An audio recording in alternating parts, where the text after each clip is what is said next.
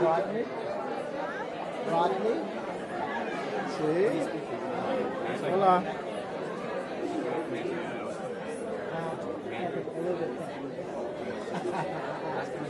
Good? Yeah, she was asking. I only know a little bit. I never played the harp. That's why he kept stumbling. Yeah. That's good. Yeah. That's good. So how do I see that?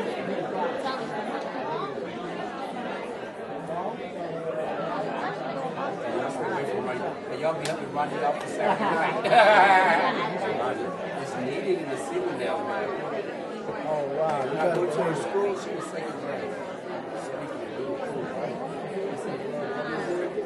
I said, you can be just be cool. That's right, man. It's a good thing to have in the city. Yes.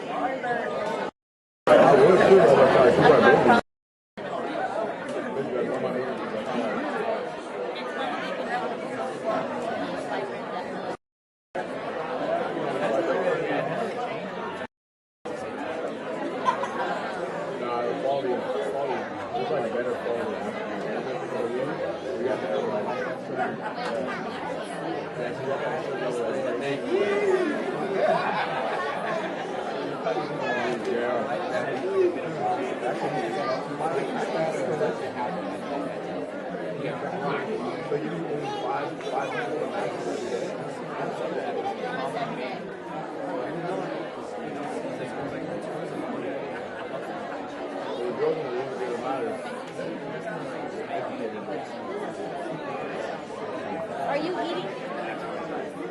You're sweating.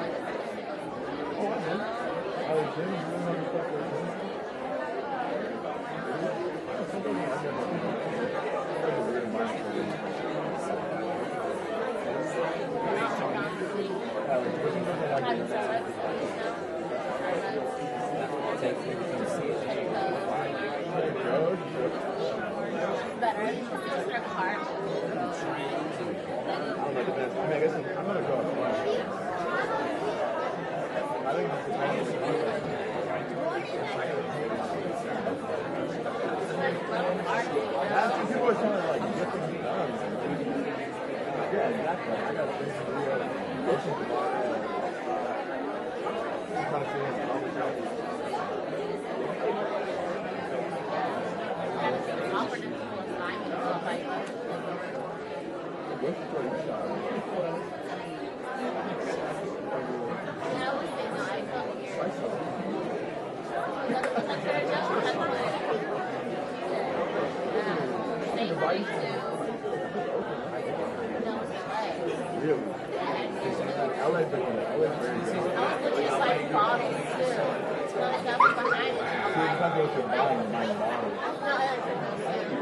buy you some avocados. Let me buy you some avocados. Let me buy you some avocados.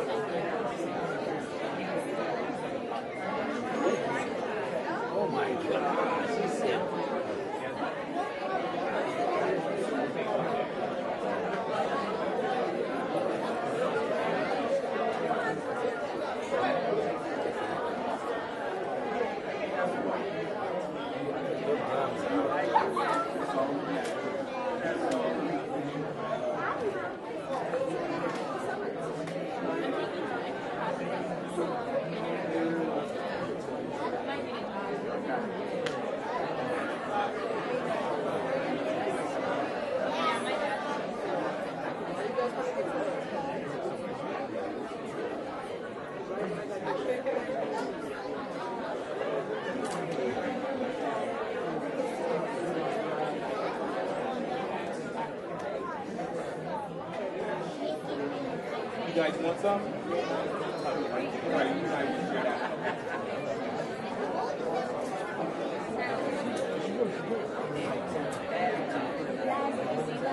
Oh my God. I'll go get you guys another fork.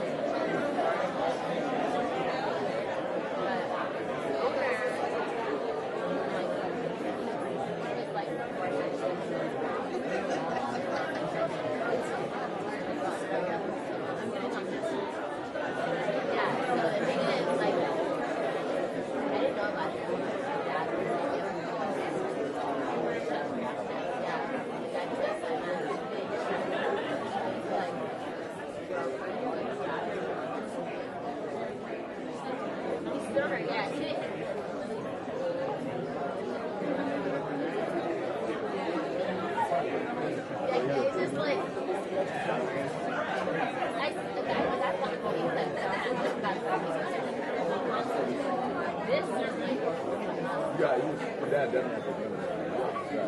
You have no gun?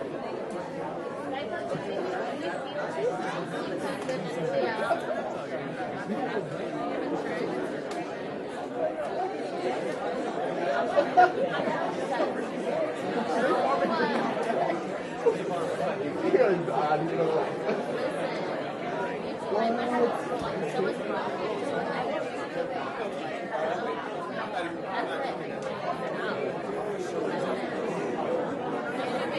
It's bad, man. You died, isn't it? All right, I'm gonna go ahead and get it.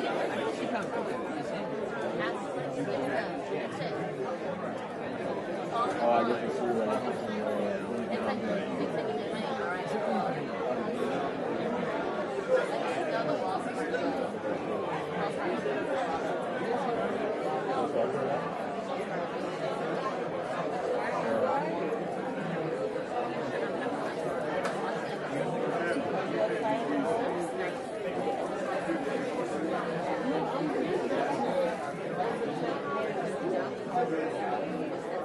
Yeah, how much is it?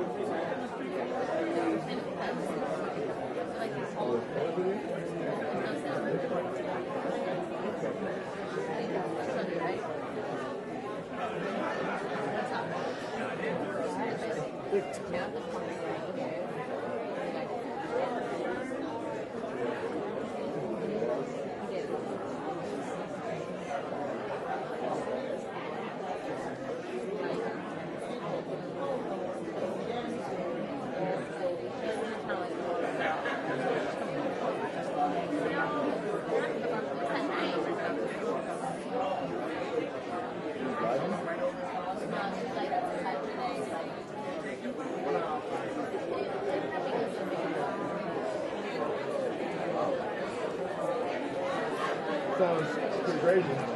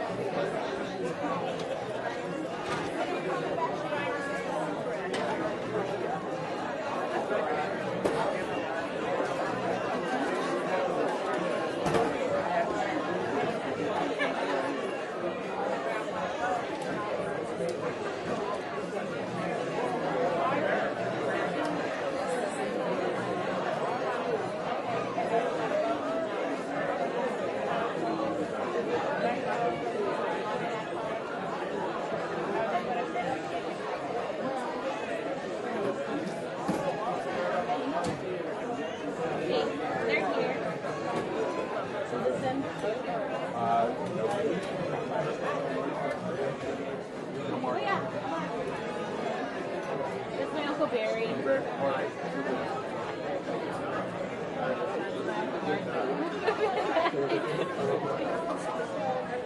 Yeah.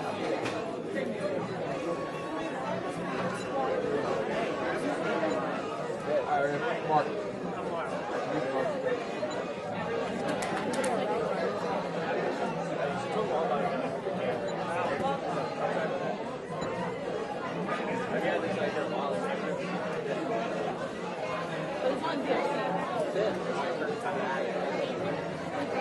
No, go ahead. Go right ahead.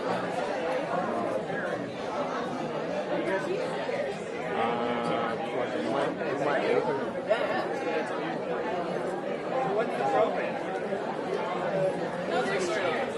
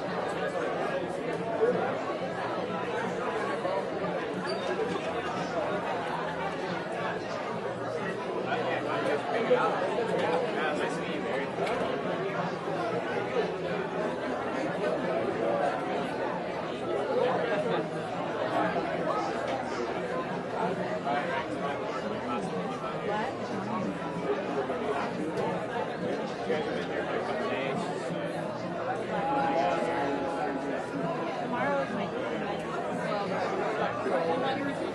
I've had this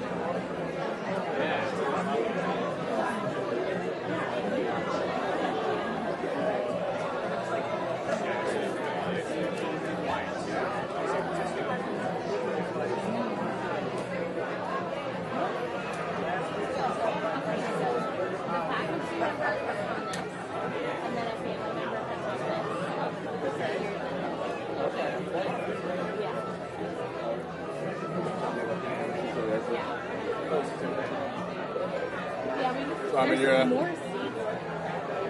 Oh, sorry about that. Yeah, it's so hot.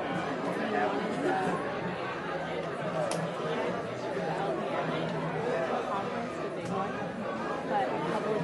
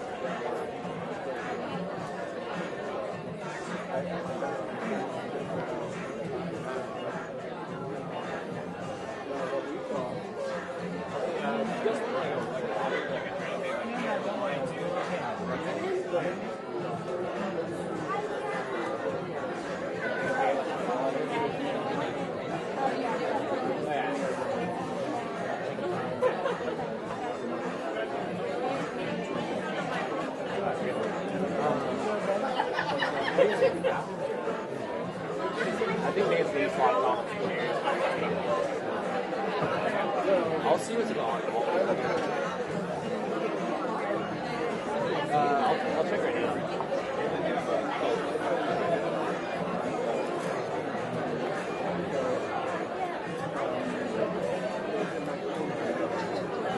Yeah, so the door's open, so if you go around like this way, it's like, yeah, the door's open. Oh, that's great, yeah, I know. You made it.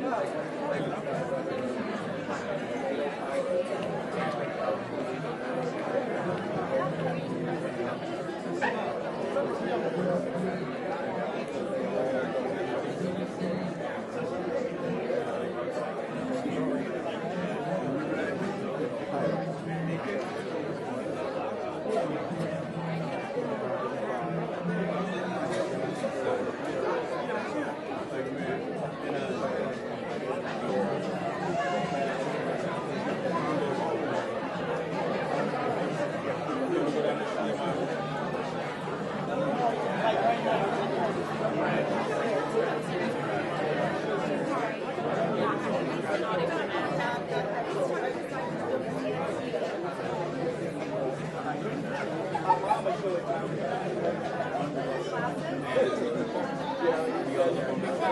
be all in the way. Mike, I think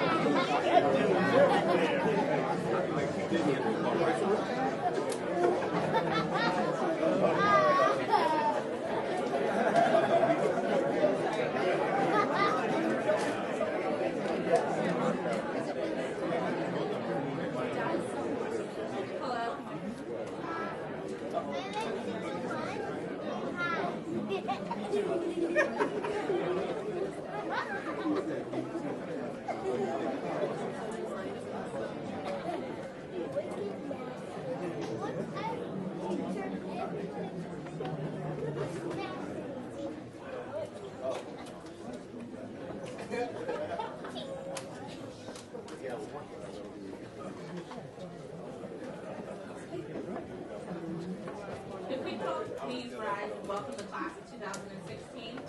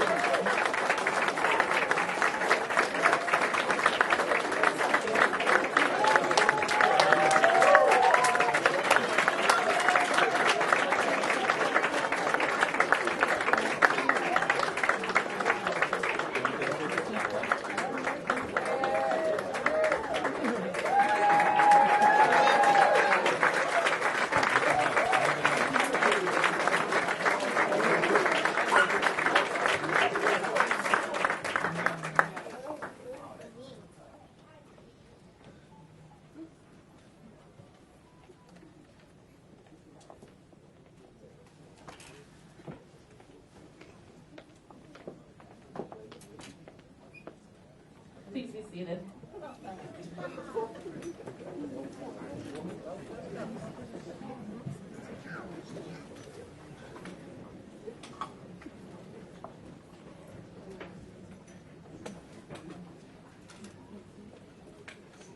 My name is Amy DePew, and I am the current president of the Black Law Student Association, and this is Tyra Singleton. She's this year's vice president. We wanted to take this opportunity to welcome you to the University of California, Hastings College of the Law. For some of you, this is your first time, and for others, this is one of many trips. But either way, we wanted to recognize you because you are now and will forever be a part of the UC Hastings community. And you are always welcome here. Each year, UC Hastings BLSA hosts a Black Graduation ceremony, which is a pre-commencement gathering to celebrate and honor African and Black students who, through unyielding determination, have successfully completed their Juris Doctorate at the University of California, Hastings College of the Law.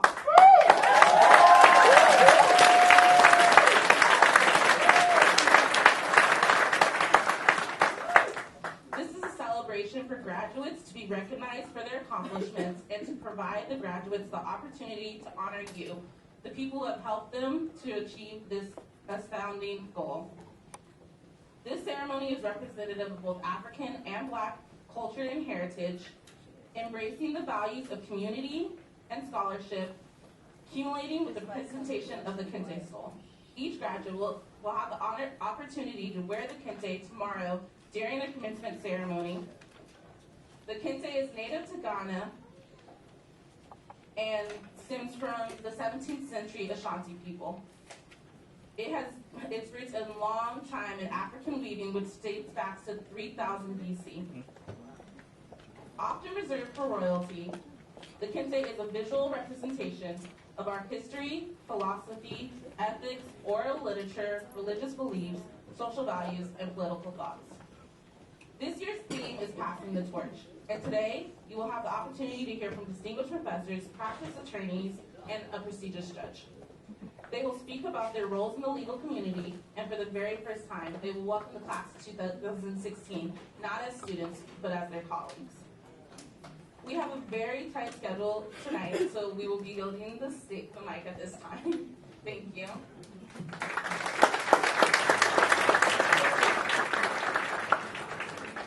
Thank you, Amy and Tyra. Good evening, everyone. Honored graduates, all the family and friends that are gathered here, we're so happy to have you. Today's a really special day. It's not too often that we get to see 12 of our very own outstanding, accomplished, intelligent, funny, hardworking, and just good-hearted people graduate from law school and also be from our community. So I'm so proud of you. I always look out for you. Even when you don't know it, I'm rooting for you. So, congratulations to the graduates.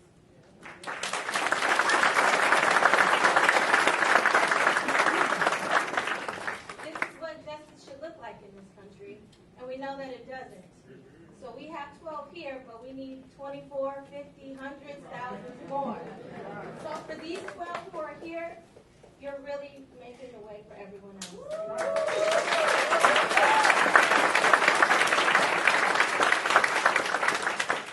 We're also joined by some outstanding pillars of American jurisprudence.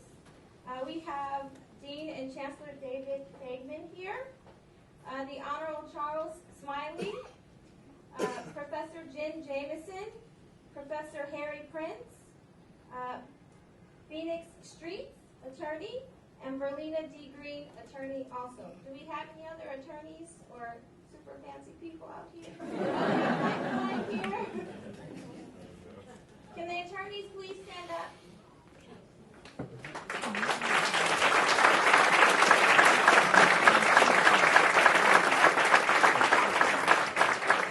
also have all of the Hastings alum. Please stand up.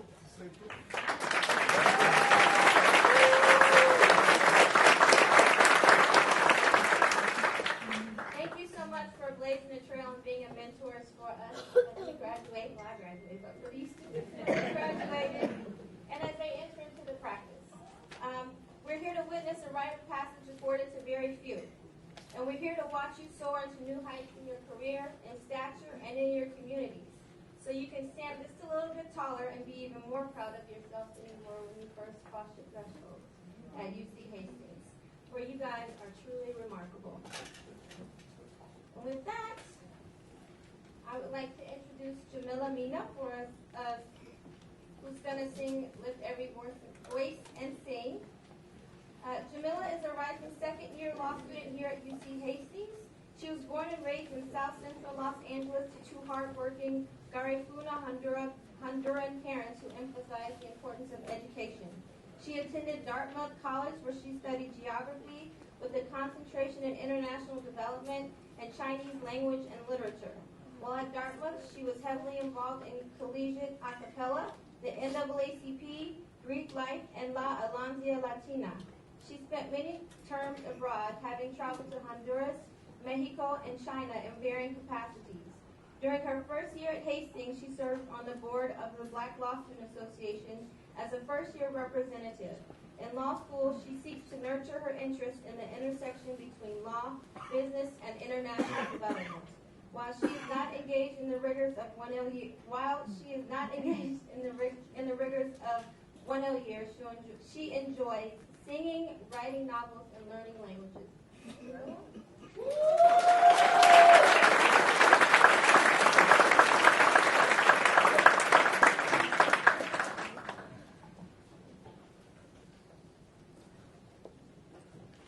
lift every voice and sing, jump in heaven,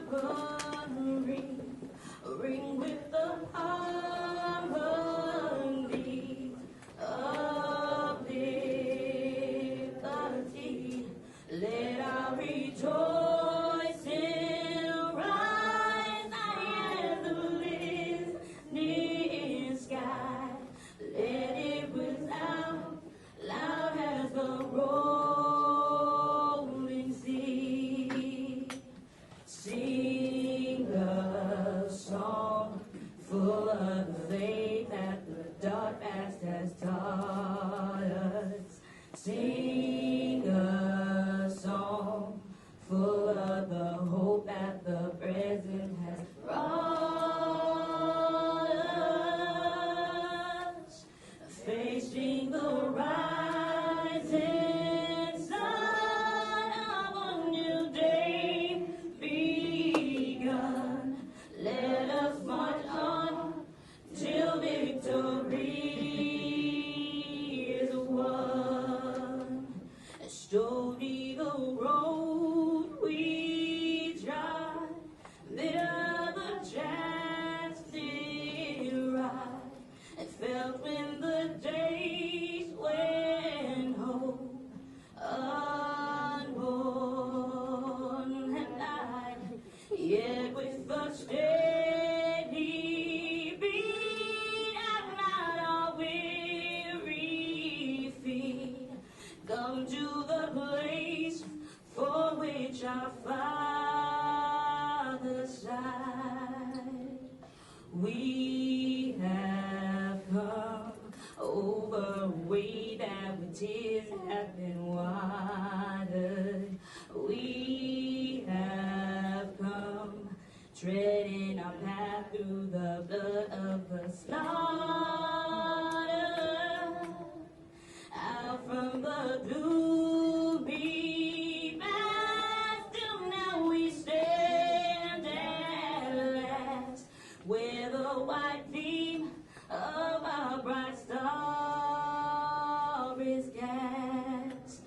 God of our weary years, God of our silent tears, thou who hast brought us thus far on the way, thou who hast by thy might led us into the light, keep us forever in the path we pray.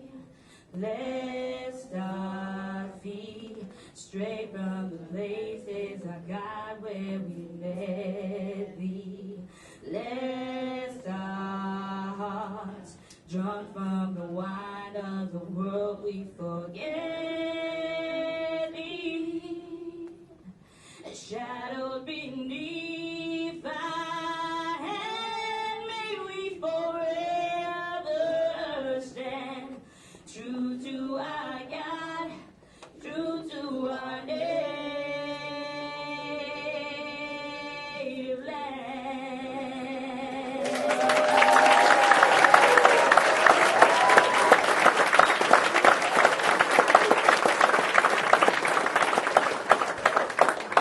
That girl can sing.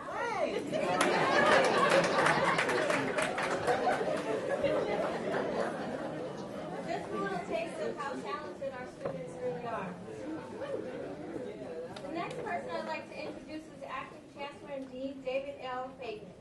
David L. Fagman is the Acting Chancellor and Dean and John F. DeGardy Distinguished Professor of Law at the University of California Hastings College of Law, and holds an appointment as Professor in the School of Medicine in the Department of Psychiatry at the University of California, San Francisco. He received both his Master's in Arts in Psychology and his Juris Doctor from the University of Virginia. Professor Fagman clerked for the Honorable Thomas Reevely of the U.S. Court of Appeals for the Fifth Circuit. Please welcome Dean Fagman.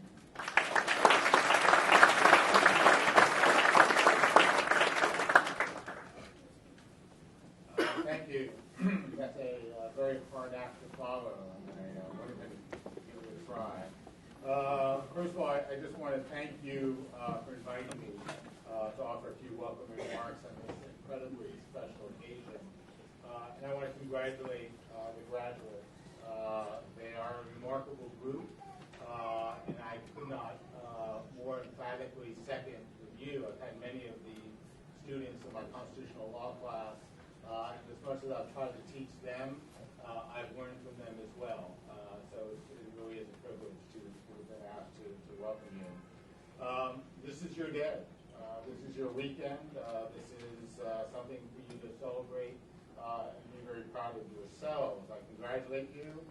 I congratulate your friends, your family, who very much share this special day and the honors that attend to it. On behalf of the University of California, Hastings College of the Law, I want to congratulate you and everybody on your success.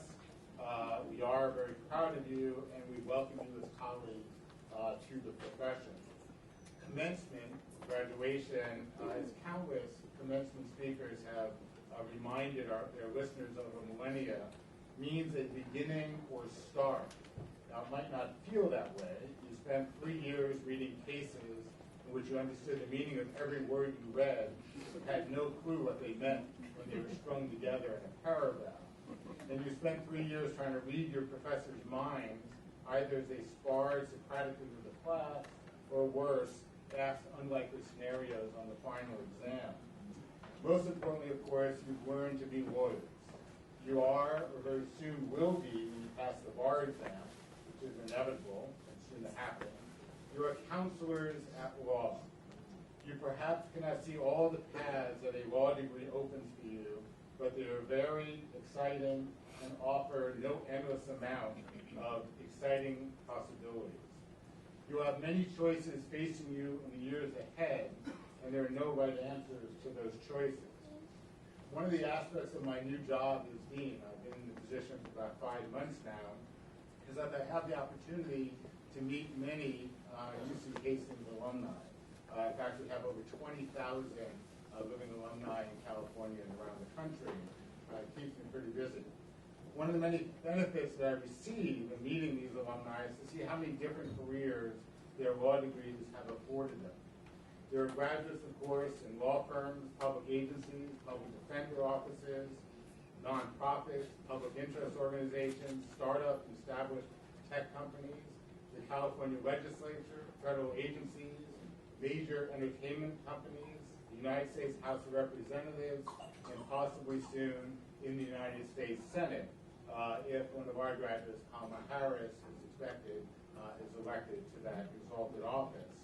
And we also have many of our graduates who are now judges, both state and federal. Your law degree is indeed your ticket of entry into the professional world. How you employ it will be up to you. My advice as you explore the many paths now open to you is to look for a way to combine your talents and your passion. Nothing worth doing is worth doing halfway. Every path demands a basic skill set, but talent and skills alone are simply not enough. Excelling requires commitment and hard work. If you don't love what you're doing, then you will not invest the time to excel in what you're doing. I actually have knowledge of where your skill set needs to meet your passion. When I first started in college, I was a meteorology major because I loved the physical sciences. And then I ran into calculus and physical chemistry, and I learned that I needed to change my major. And I had the good fortune then of having a professor, Dr. Virginia Pratt, and she counseled me about how I should proceed in life. And she offered me really some very simple advice. She told me, find a way to combine what I was good at with what I had passion for. And it turned out to be very sound advice. And given that this is your graduation weekend, and I was asked to say a few words, I have to offer a quote, because no commencement remarks would be complete without one. Maya Angelou captured what I can only ultimately offer with the following. She said, quote, "My mission in life is not merely to survive, but to thrive, and to do so with some passion, some compassion, some humor, and some style. My advice to you as you build your career then is to take stock of your talents, identify what ignites your passion, and choose a passion that combines the two, and walk that path with style. And perhaps most importantly of all, we should never take ourselves too seriously along the path. So on behalf of the University of California Hastings College of the Law, I again offer congratulations to the graduates, congratulations to their family and their friends, and I look forward to sharing both this evening and tomorrow with all of you. Congratulations, thank you.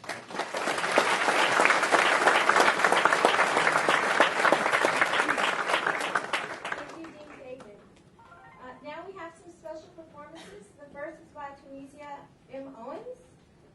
We actually went to junior high together to show you how small the world is. But, she's a passionate advocate on issues of community economic development, criminal justice reform, commercial sexual exploitation of youth, education, and racial discrimination. She's originally from Oakland, California, and has served the public at nonprofit organizations and government agencies in the Bay Area. Tunisia returned to Oakland after a career as a diplomat, where she proudly served the U.S. government in Africa, the Arabian Peninsula, and South America. When she is not on the legal battleground working to repair systems, she finds time to edit and publish some of her poetry. She also enjoys writing fiction and nonfiction stories, baking sweet treats, dancing and playing board games with her daughter, Bihan. I hope I said that correctly. She graduated magna cum laude from Spelman College in political science and economics, holds a master's degree from Princeton University in public policy and urban regional planning, and obtained her Juris Doctor from the University of California Hastings College of the Law in 2015. Please welcome Tunisia Owens.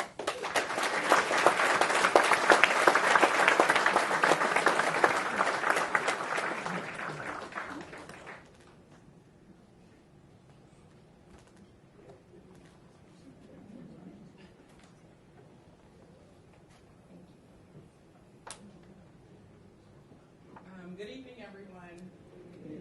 I have two pieces I'm going to read, and the first one I wrote last year for my graduating class, but it seemed apropos for this evening as well, and the second piece I wrote for this graduating class based on the theme. So, the first one is called Pride.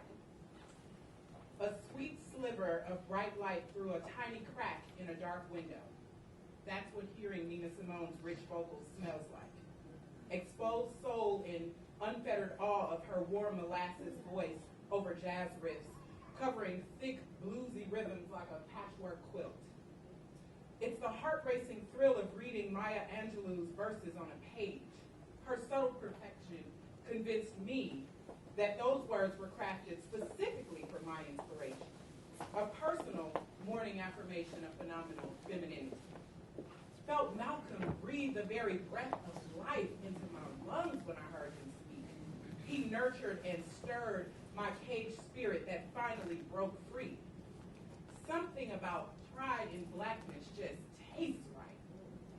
Like the smooth texture and rounded edges of Elizabeth Catlett's sculptures, capturing our entire history in a vignette of soapstone.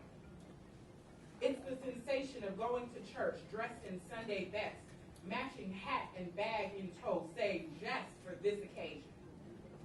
Visualize Alvin Ailey dancers, graceful and glorious, glistening sweat, essence of Harlem, colorful and fluid, gliding across dance floors, floating mid-air on point. Your chest puffed just a little, curling grin, acknowledgement of your cool, just sharp.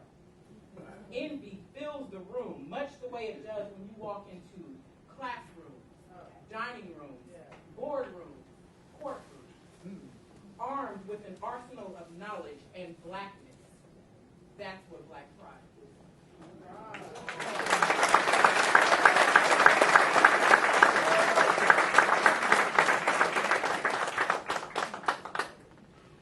This other poem is called Deferred Dreams. It's a little bit passionate.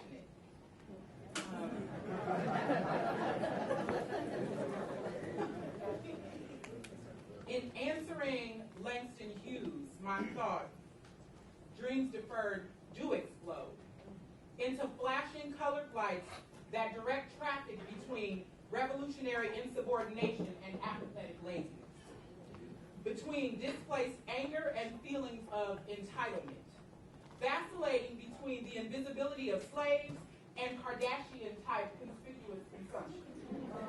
Or perhaps dreams deferred implode, the internal combustion, collapsing structures that turn to rubble and dust, layers of mistrust bricked in with the mortar of denied humanity. While misunderstandings of the distinction between structural versus intentional racism cause fingers of blame to be pointed, idle hands never unite to solve, absolve, shape, or elevate our collective consciousness. Yet, in the beginning was the Word. The Word, you say? The Word. With poetic license and literary devices, let us use this legal training to give voice to our Word. Invoke this robust passion for longer than a fleeting moment of discomfort.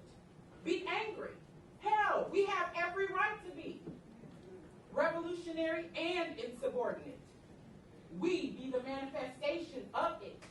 Nevertheless, we on the fringes, at the edge of this mayhem, can lead and direct the positive energy flow of people toward our freedom, denied for much too long. This message has been brought to you by Black on Purpose Production.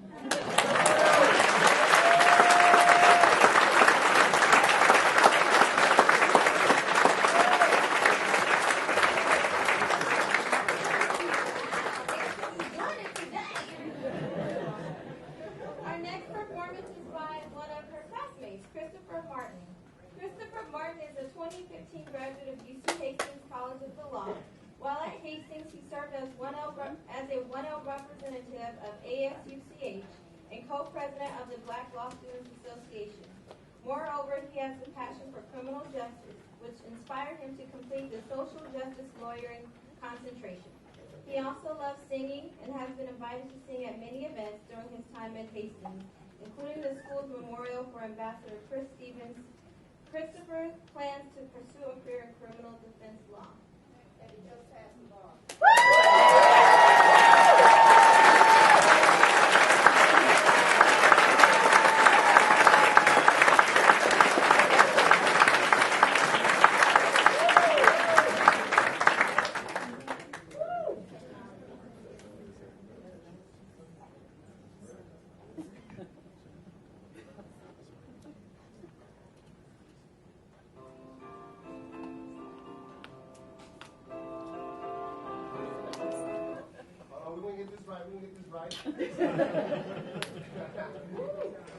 Somebody said, take the time. Good service, something like that. Black Grad, y'all doing all right? Yeah. All right. Well, I figured I'd sing this song because the things that y'all went through, the things that we went through are truly unforgettable. And I wanted to remind you all that y'all are all unforgettable. All right? So I'm going to throw it back a little bit to a time long before this. Is that all right? Yeah. All right.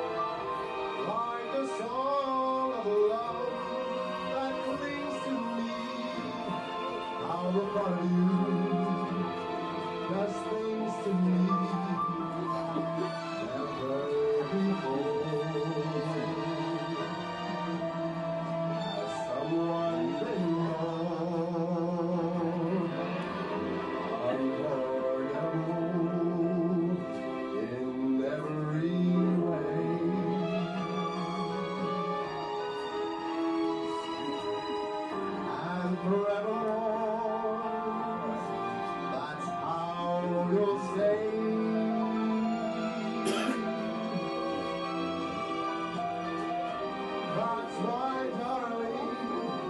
It's incredible. That's someone so unforgettable. Thinks that I am unforgettable too.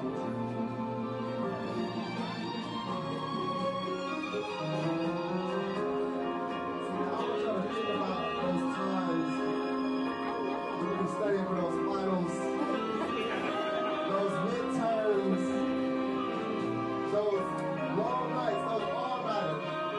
They were unforgettable. But you know what? It was all worth it. This moment right here. Yeah. No, never before. Someone been more.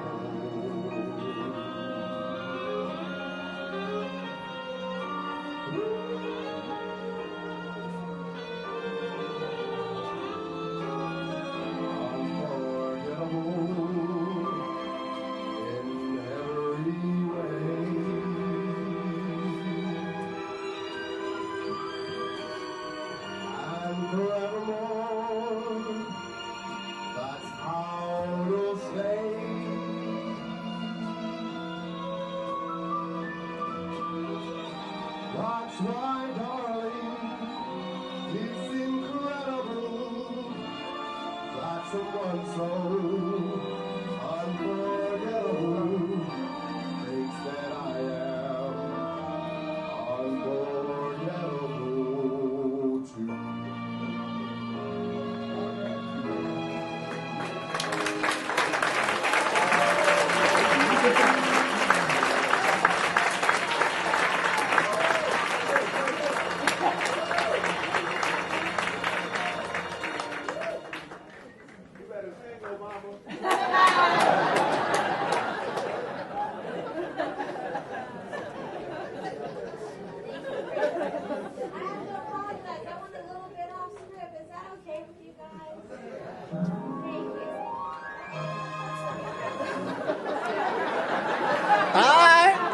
All right, go ahead now. I want you guys to enjoy yourselves, so I'm not going to sing. We also have some special remarks by Phoenix Streets.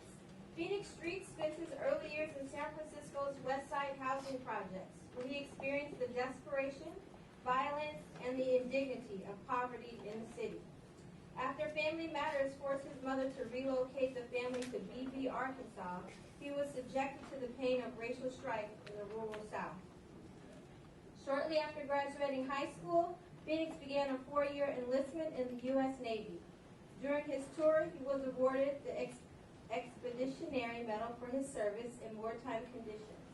After completing his military service, Phoenix earned his bachelor's degree in political science and mass communications at the University of California at Berkeley in 1994. He then earned his law degree at the University of California at Hastings College of Law in 1997. After law school, he worked with the Lawyers Committee for Civil Rights and the Alameda County Legal Services Project, which became Bay Area Legal Aid. In 2000, he became a San Francisco Deputy Public Defender, defending the rights of indigent clients in criminal proceedings. Phoenix has earned a reputation as a determined and tireless fighter who refuses to compromise either the interests of those he represents or his own integrity. He has tried more jury trials in San Francisco than any other public defender in the last decade. In 2002, the San Francisco Board of Supervisors drafted a resolution commending Phoenix for his commitment to social justice and his service to the people of San Francisco. He was one of the 5 attorneys featured in the 2002 PBS documentary film, Presumed Guilty. In 2004, the students of Hastings voted to recognize Phoenix as their Alumnus of the Year. In 2005, the Black Law Students Association at UC Hastings voted to recognize Phoenix as their Alumnus of the Year. Please welcome Phoenix Streets.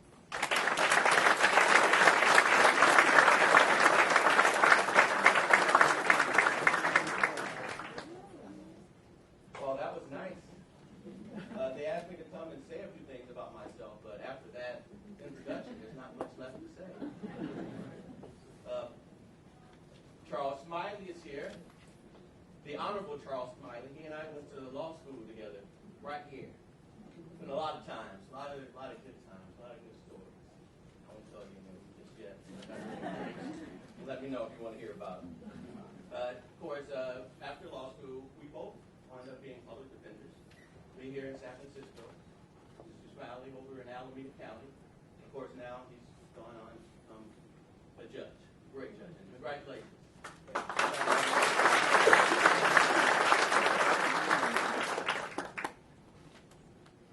So the reason I'm a public defender is because back when I was in the 8th grade, growing up in Arkansas, watching the oppression of my brothers, sisters, families, friends at the hand of white cops, never afforded the opportunity to get defended by anyone. Never advised them of their rights, and it was just stomped on day after day. I decided that what I want to do is to stand by, beside, and in fact, stand in front of them and take the blows. We all have to do what we can do and what we should do. So now I'm at the public defender's office, and it's crazy to me the things that I have experienced. Realize in San Francisco, the African American community makes up less than 4% of the population. But if you're down at 850 Bryant Street, which is the Hall of Justice, where all the criminal matters are heard, you would think that this city was at least 90%.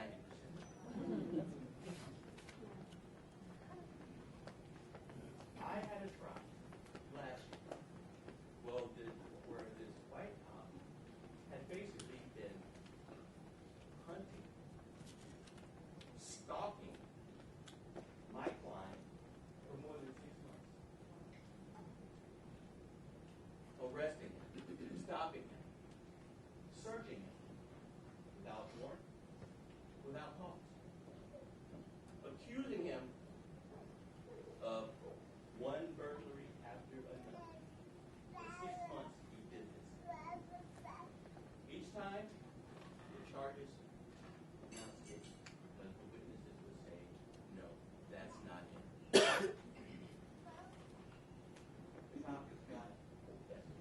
He started researching other investigations that were going on into burglaries, and telling the officers who were investigating on those cases that my client is the guy.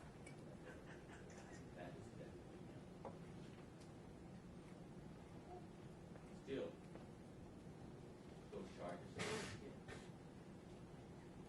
One day, there's a house that's burglarized, and you see a person go to the back, and they come back out carrying some things that have been stolen from the house. But you can't tell about it. Guess who winds up getting arrested?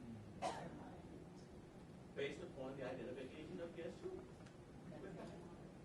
And you can't see his face. So we're going to try. And I'm talking to the judge saying, this guy should not be allowed to testify to say that the person is my client. And he's been stalking him. And I tell the judge about all the things that this guy is doing. And the judge says, that really doesn't matter.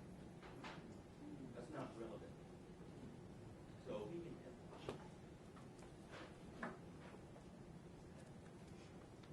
Other officers testified. What I found out during the course of trial, some of these officers didn't even investigate. The district attorney did not tell me this. One, in fact, was involved in what's being called here texting, where they're texting, officers are texting one another about black people and gangs, referring to black men as nignuts.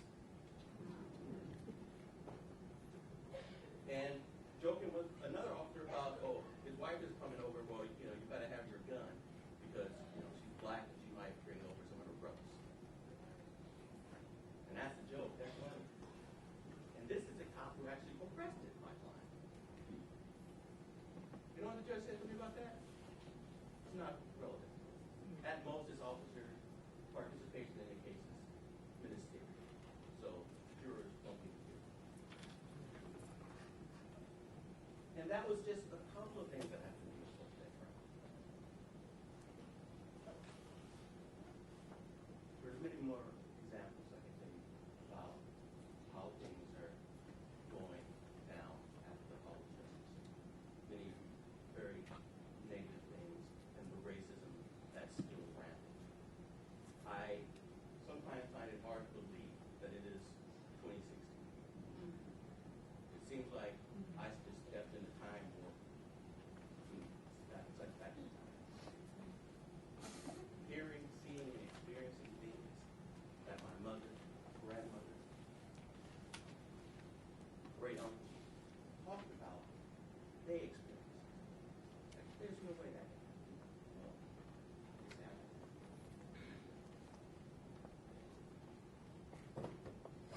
I mean, and it's not just here. You look around, you see the news from the East Coast to San Francisco Bay Area. Cops are killing black men with impunity. They don't lose their jobs. They're not tried. It's just, hey, put yourself in his position. What would you do? I wouldn't shoot an unarmed man in the back. That's what I wouldn't do.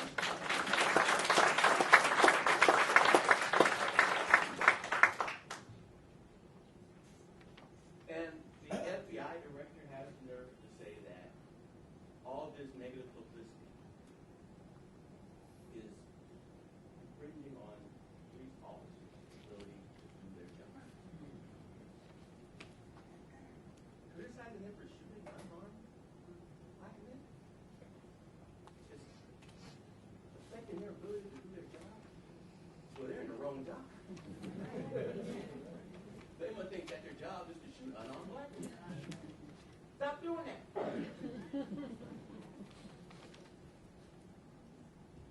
On Wednesday, I was at a middle school that's up the street on Golden Gate, and we were talking. We got into a discussion about police officers, and I asked the kids what they think about police officers, and one of the kids said to me, "I don't want to be a police officer because I don't want to be associated with people who are doing bad things." Another one said, "I don't want to be a police officer because I don't want to have to kill anybody." That is the perception of the police officer. And it's not a false perception. I mean, these kids aren't dreaming about this. They're not fantasizing about this. It's the reality. They have become, well, as far as I'm concerned, they've always been, of course, an invading force in the neighborhood. To protect and serve. To protect and serve. You know, it's easy to get that much. It's easy to become disheartened. It gets, you know, sometimes it feels so easy just to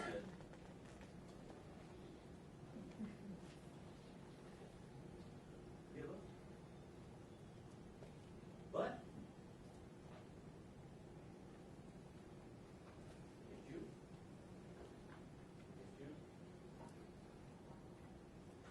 have to stall. I feel emboldened. I can do things. You know that. You give me that. You give me that pride. You give me that strength.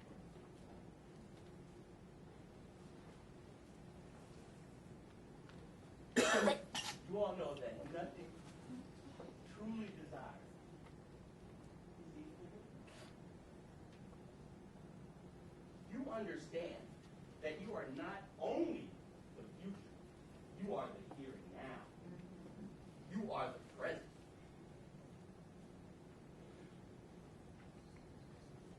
You know that you not only have potential to make the world a better place, you are making the world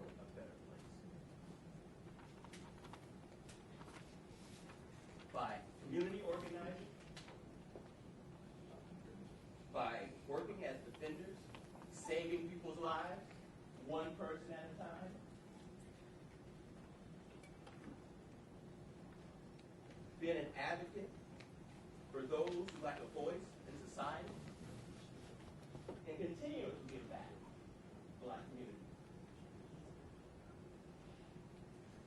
You understand creating, well, you are creating avenues for compelling dialogue on the subject of the growing marginalization of racial minorities and the economically disadvantaged. And working to provide a better future for our youth. Thank you for reminding me about how much we have achieved, how much we are achieving, and how much we will achieve. Thank you. Thank you.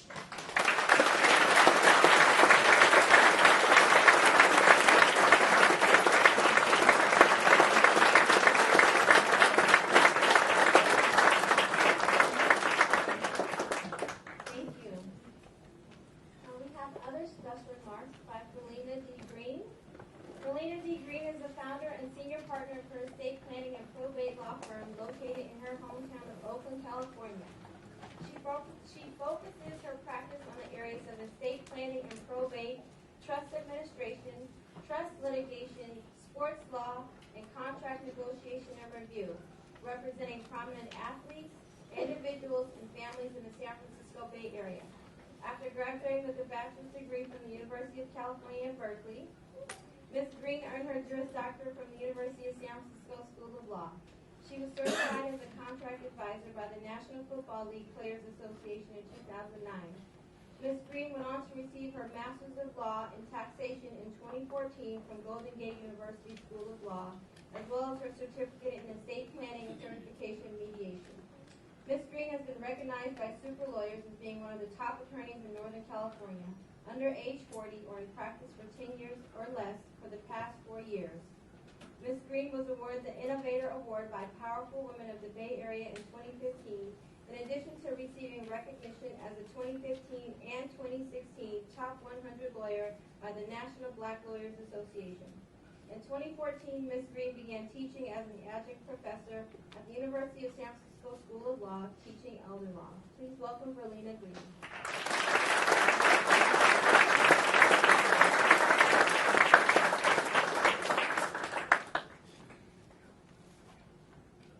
Good evening. Dean Fagan, faculty, staff, family, and friends, and of course, good evening and congratulations to the UC Hastings BLSA graduating class of 2016.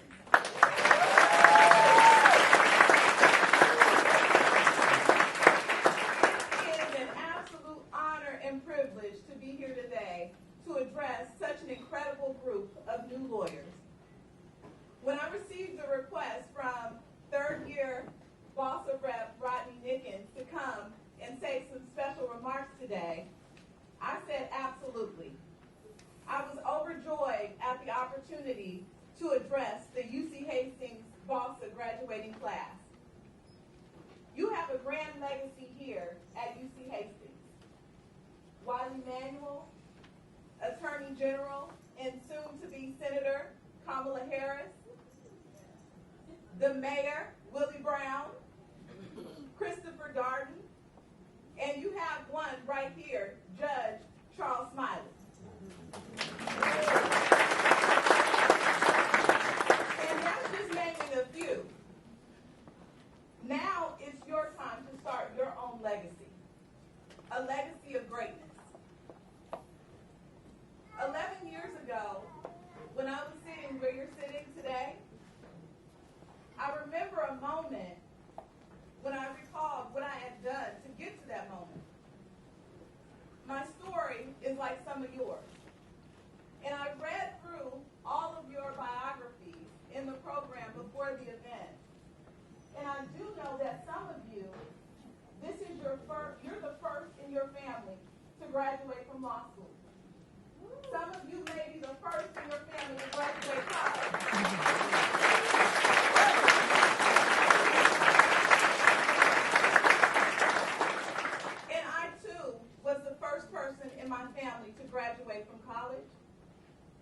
the first, of course, to become an attorney. I understand the joys, the sacrifices. I understand your stories of diligence, hard work, tenacity, and the will to win. It wasn't easy getting to that seat that you're in now. But what I do know is that what you're going to experience as a lawyer is going to prove that it was worth the sacrifices. For me, my story starts off in West Oakland. I graduated from McClymonds High School,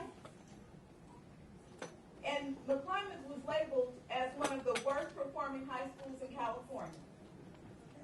Many of my classmates were murdered and fell victim to the senseless gun violence that plagued many inner city neighborhoods around the United States. As an entering freshman at the University of California at Berkeley in 1998, I was the first class of students that were not allowed in through the affirmative action program. Proposition 209 had passed that year, and there were 98 African American students admitted to a class of 4,000.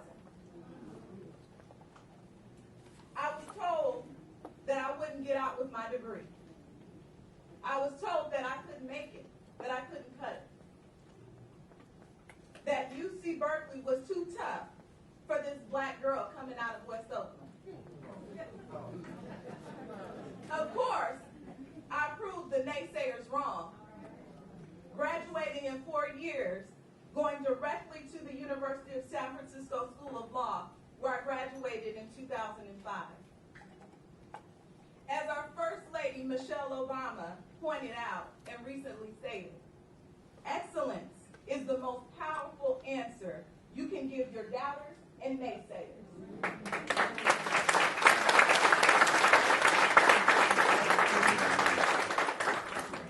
So today, as you sit where I sat 11 years ago, now I pass the torch on to you. The torch of excellence in the legal profession, of high ethical standards, of dignity, knowing that you can do great things as African American attorneys in the legal profession. As you embark on your new journey, remember to lift others. Remember that others have lifted you on your journey to success. You have the support of many individuals who got you here. Pay it forward. With greatness comes great responsibility. A responsibility to give, a responsibility to lawyer with excellence, and a responsibility to be the best you can be. To the family and friends of the UC Hastings College of Law Black Law Students Association 2016 graduating class, you did it. You put up with so much over the course of the last 3 years. Yes. The complaints, the missing holidays and family celebrations, the tears, the doubts, the stressed out students. You did this. And graduating class, remember, you have one last step. The California bar exam. Know that you have everything in you right now to pass. You've learned discipline. You know how to study. You know how to take practice exams. You got this. Keep that in mind as you go in to that 3-day exam. What I want to leave you with is that you can do whatever you want. You have the power to change the trajectory of this country. You have the power to do whatever it is you want to do with your brilliance, to make laws that solidify the promise of this country of equality and freedom. You stand on the shoulders of some powerful men and women who stepped up and stepped out despite racism, sexism, bigotry, and hatred. Oh, to be young, gifted, and black.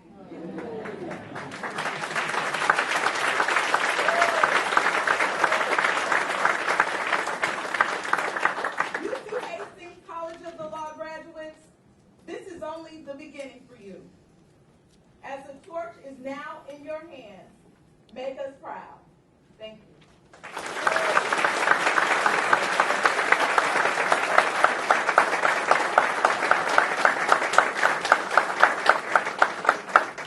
Thank you, Melina. I'd like to introduce the Honorable Judge Charles A. Smiley. Judge Smiley is the presiding judge of the Juvenile Court for the Alameda County Superior Court. After graduating from UC Hastings, he worked as a public defender before joining the bench as a court commissioner. He also worked as an adjunct professor and lecturer at UC Hastings and Berkeley Law, respectively, and as faculty for several legal training programs.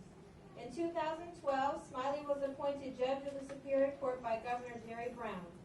Judge Smiley has held various leadership positions that include service on the Chief Justice Futures Commission, co-chair of the California Association of Black Lawyers Judicial Section, president of the Earl Warren American Inn of Court, and as director of both the Charles Houston Bar Association and Wiley Manuel Law Foundation. Back in law school, his first leadership experiences in the legal profession were shaped by opportunities through BLSA to serve as the chapter's vice president and as Western Region BLSA Convention Coordinator.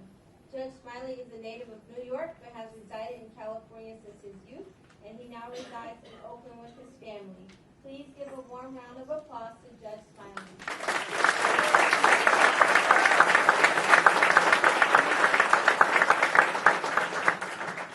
Thank you. Greetings. Can everyone hear me well? Great. Love me some BLSA.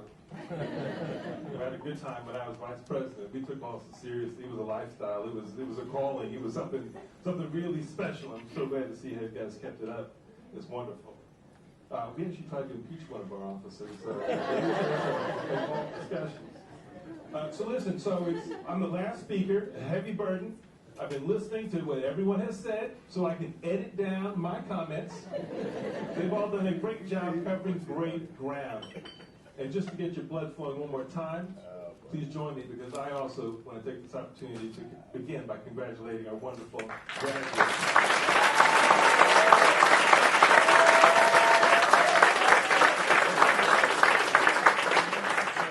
So where's Tanisha Owens?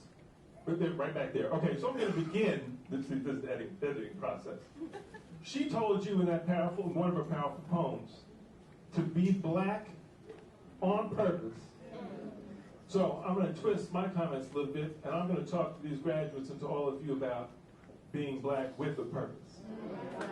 So I want to start, actually, by talking about, so you've been congratulated because your friends, family, loved ones, they know no one gets through 3 years of law school by themselves. As an alumnus of the school, it is a wonderful education, but you can hate it while it's happening. Because it's challenging. Imagine going to class every day, you've all kinds of reading every night. You go to class and they teach about the Socratic method, which means you better be on point because you might be called out in front of your entire section of a couple hundred people. And everyone here is bright. You don't get into a school like this unless your game is at a very high level. So what I found, though, over the years is that for some of our African American young people, young and old actually, coming into this institution, when we get here, we run across times when we, I guess, feel self-doubt. Did any of you ever feel self-doubt while you were here? What about you guys? So I can tell you, I do too. I mean, but back when I was at school here, we had a wall, and they posted your grades on the wall. They just get you crying in front of a computer. I had a lonely tear coming down this cheek right here. I'll never forget the feeling as I looked at my first evidence grade. I was devastated, but motivated.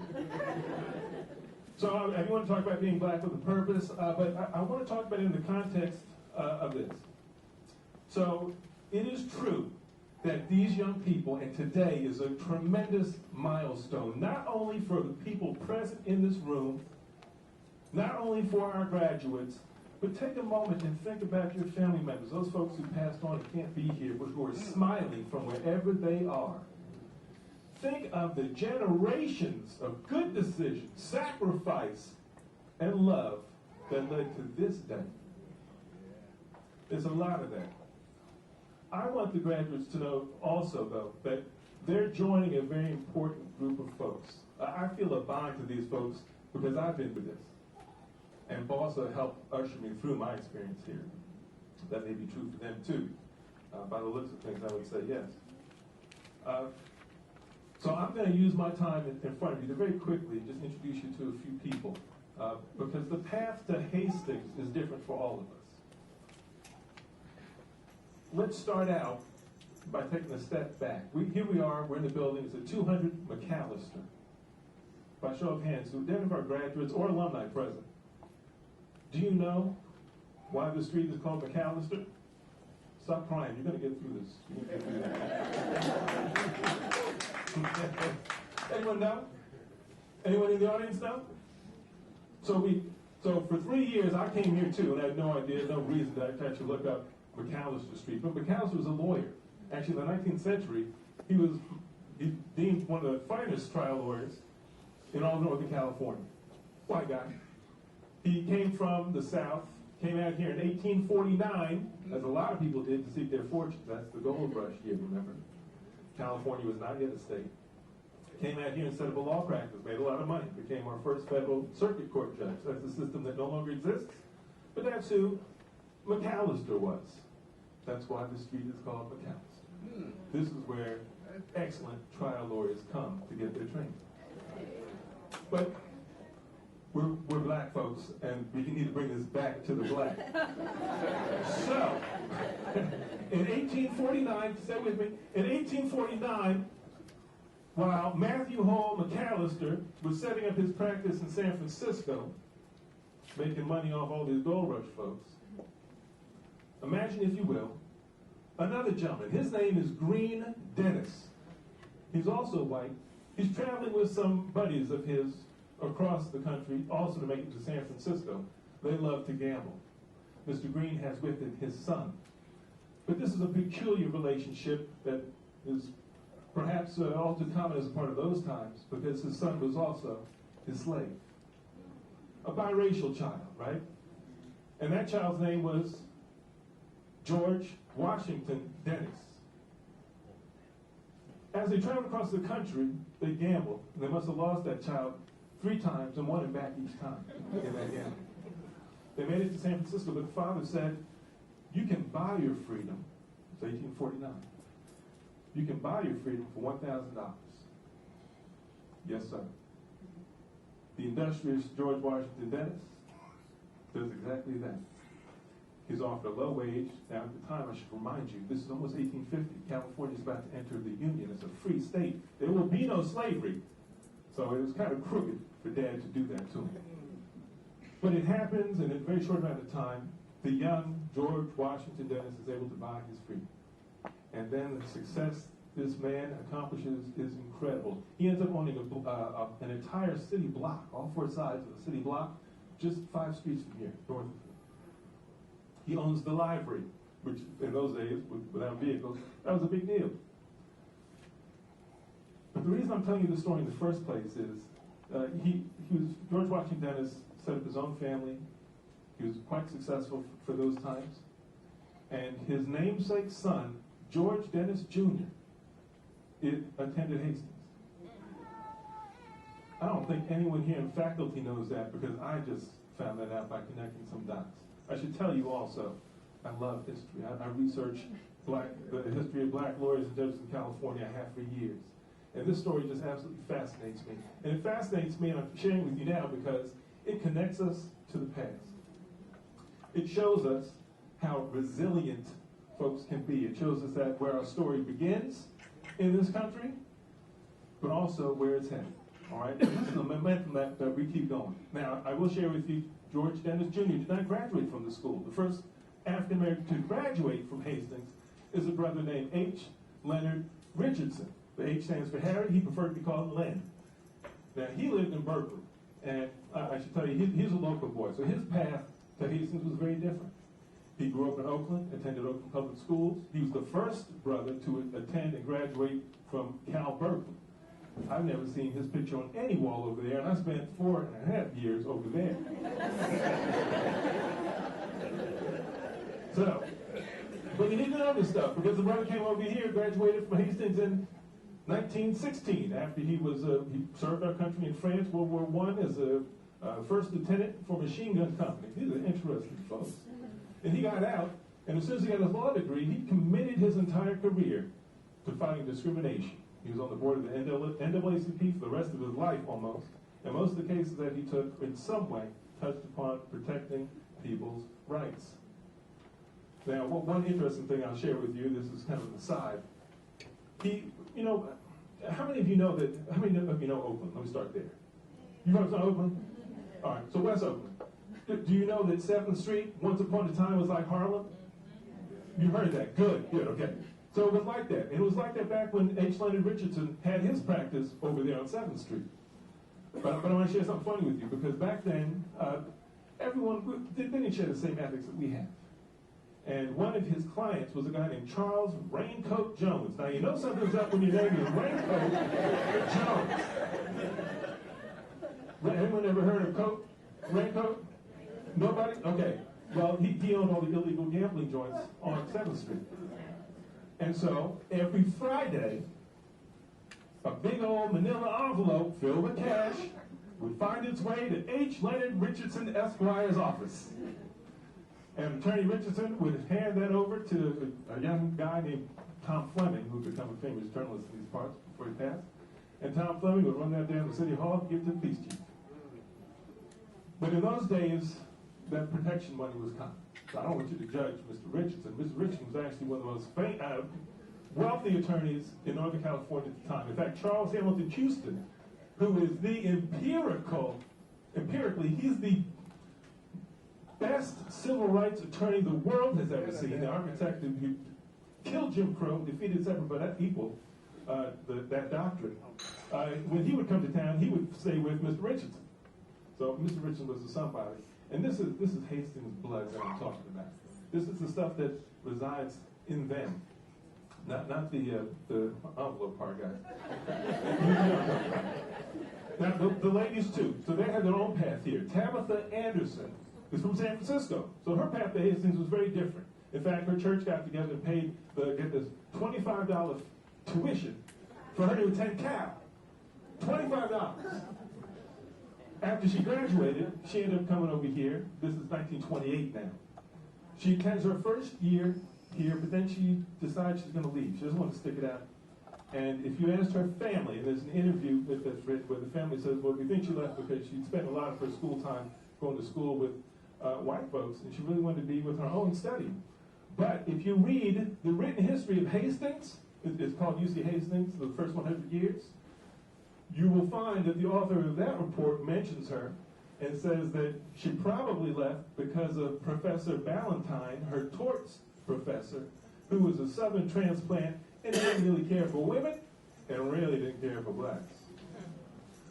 But here's the story, though. Tabitha profited because she went to Howard. She studied under Dean Charles Houston. She came back, bested all the other guys who were running for the president of the NAACP here in San Francisco, and just was a powerhouse system. But I want to mention also the one young lady who was the first graduate is Jane Hornsby Van Hook. That's the first female black graduate from Hastings. So, of course, I'm speaking their names because I always feel compelled to do that, because they're not in history books. You're not going to hear about these folks unless you're at a gathering like this and I have a captive audience and I get to share these names and stories with you. But this is what starts a continuum. This is what gets the ball rolling. This is what it spins out. The Wiley Manuals. That was the reference to Wiley Manual, first African-American on the California Supreme Court, class in 1953. This is how we get the most prolific Speaker of the Assembly in California, Speaker Willie Brown, Mayor of San Francisco, class of '58. This is where we get the Kamala Harris's Senator, excuse me, I knew that was going to happen, that was a slip. But that was my mistake. But you see where I'm going with this, all right? The people seated behind me, they're every bit as good, as fantastic, as smart as any of those people. They have all the same fears and aspirations. You think Wiley Emanuel knew that he was going to go to the Supreme Court when he was at Hastings? I can tell you for a fact that he didn't know, because it all happened in a very weird way. He just happened to be delivering something to the Attorney General's office and was asked the question, how you doing in school, Wiley? And Wiley said, I guess I'm doing okay. His buddy was with him. He said, he's not doing okay. He's at the top of the class. He's doing excellent. And that statement right there caught the attention of the then chief of the Attorney General's office. He spent his entire career in that office, and when you work over there and you show talent, you are cued for the Supreme Court. But he didn't know that sitting here. I'm here because I'm participating in a piece of history. Any one of these people is now eligible, once I pass the bar, to be on the Supreme Court of the country. We put them into a pipeline. Someone said earlier that this is a justice right? So very quickly, I also want to tell you that a part of what shapes black lawyers is also the history of black lawyers in this country, because, in this state, because when California was founded in 1850, they did not contemplate a gathering that looked like this. Neither the graduates or the people out there. So we came in as a free state, but the first legislature put a bunch of laws in effect and said, we give you no rights whatsoever. And the worst one of all the rights that were denied is what they call the no testimony rule. Blacks could give testimony in court. They couldn't give testimony in court against a white defendant. Their testimony was incompetent against anyone at all if a white person was a party to the case. So that meant that black folks had no rights. They couldn't vindicate. There was no redress. There was no forum or access to justice. And so that was actually a galvanizing thing that brought folks together to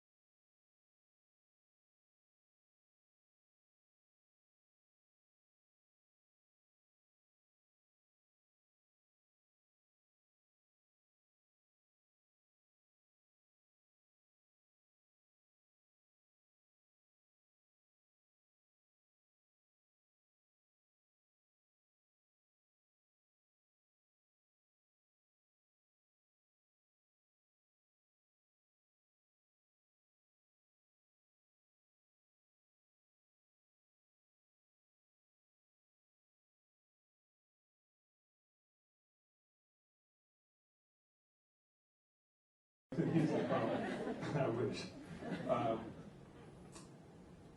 That justice is a blind goddess, is a thing to which we black are wise. A bandage hides two festering swords that once perhaps were eyes. What a great, that's in the poem, but that's a great spin on something objective that you can look at and say, that represents all that is fair and just in the world. And he can pick it apart. The blindfold is a bandage. She's sick. She has no eyes, so she couldn't see justice if it hit her in the face. Isn't that the experience? Isn't that poem from 1923 completely applicable to what we live and see today? What a visionary. So, what is the advice I have for these folks who are about to pass the bar and join us as colleagues? I want to remind them that you're part of a continuum, that you're part of this family. You've also become part of the struggle. Your presence alone means something. You don't have to say a word. Just being in the room can change the outcome of decisions. But each of you is going to go out into the world and assume positions of influence and power. And we are black folks, and believe me, I am very pro-black, but I'm even more pro-diversity. We need some of everybody. We need good people from all walks of life out there making decisions. That just has to happen. But I'm so glad that we have people who are courageous enough to want to be a part of the system. School is expensive. There are no guarantees. You don't know how you're going to do. I certainly didn't know I was going to make it past my first year when I was standing in front of that grade. So it takes a lot of courage to do what they've done. And it's not over, because they got to pay all these loans back, too. But they become a part of something much larger than themselves. That's my point, and that's what I want them to know. Your knowledge is going to carry you very far. You're going to do wonderful things, but now you're part of this continuum that we've created just amongst ourselves in this profession. And I know you're going to carry, because Hastings produces some strong folks. You can't let us down. And I know you won't. That appears to be all the editing I can do in my head right now. I appreciate you listening to me, and I'm really pleased that I was invited to be a part of this historic session. Thank you.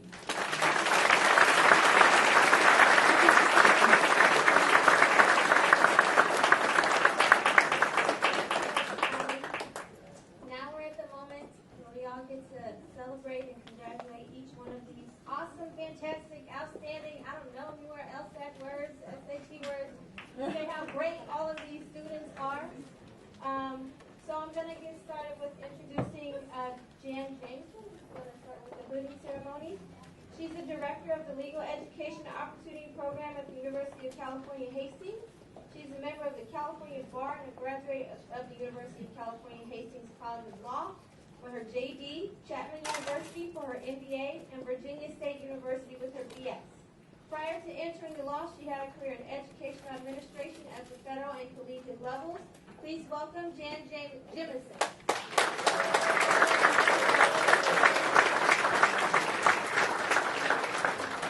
Thank you so much, and I have been given the distinct honor of introducing our colleague and esteemed professor, H.G. Prince, and I ask that he join us at this time because he will be presenting the hoods on behalf of the faculty to each graduate.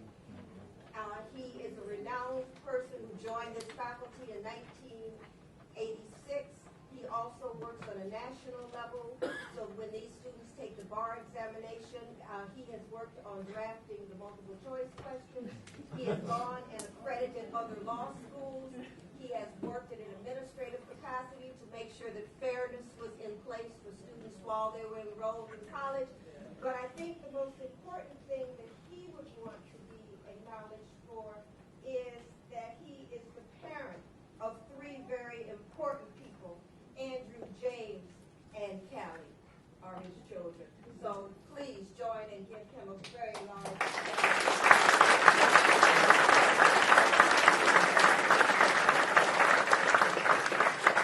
It's always hard to be at the end of the program when families just want to go someplace and be with ones who they're here to honor and love. So we're going to make this quick and we're going to make this about you. One of the reasons that we wanted to do this ceremony is that there are very few of us in this profession. And we usually see us attired in suits or what we call professional dress. But for those young people and for those other people who are coming behind us or in the room, we want to explain to you why we're wearing these robes and we're not singing hymns on Sunday. These robes represent the academic attire. Henceforth, the stripes will be purple because that represents the law.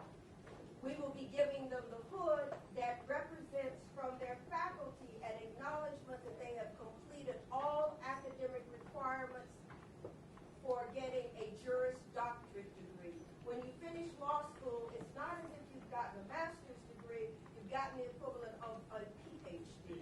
And what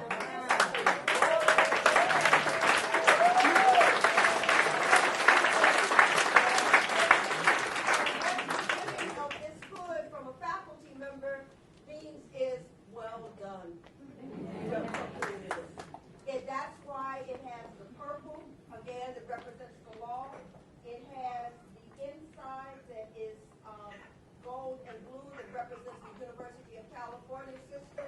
And it has a little pocket down in here, so if anyone wants to drop any donations, they will be very happy to receive them. So what we're going to do is we ask them to answer 3 questions. And so as we come up, we will have them, I will give you their answers to the questions. And I forgot to explain the hat, so excuse me. From henceforth, they will wear this hat.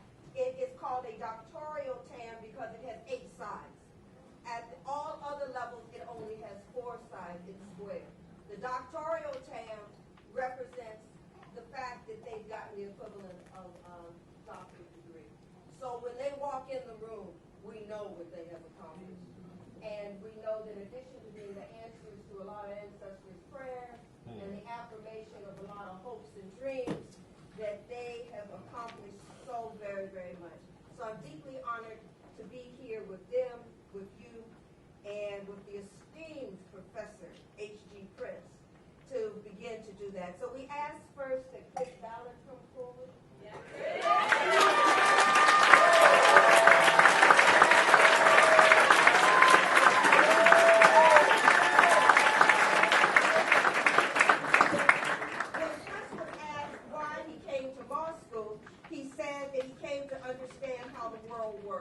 He says, henceforth, he wants to become a public defender, and when asked how he made it through, he said, my family and my friends. So what at this time is Professor Prince, on behalf of the faculty, will do that, but we know that even though only one name goes on the diploma, there are a whole lot of folks who supported the person. So who do you want to represent your family and to help you on the other side? I have my dad come up and my 2 little sisters. Okay, so family.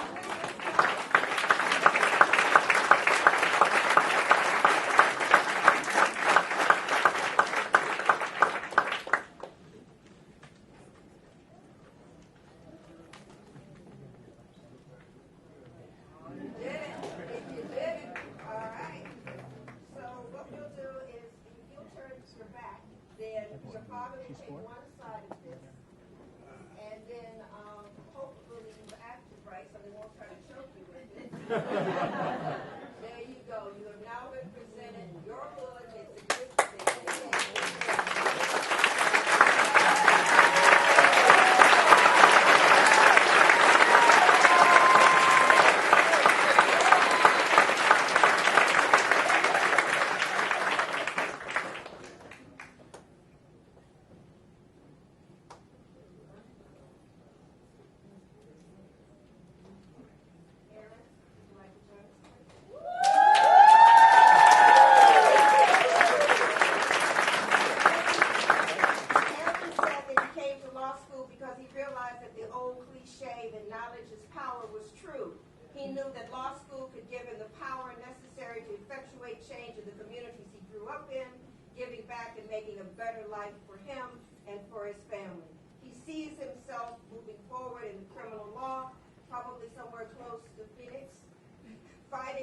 Against systemic and structural forms of racism, along with Judge Smiley, and eventually doing policy work.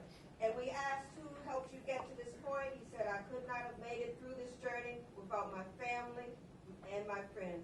My parents, brother, and grandmother kept me focused and determined over the course of these 3 years. Who do you want to join?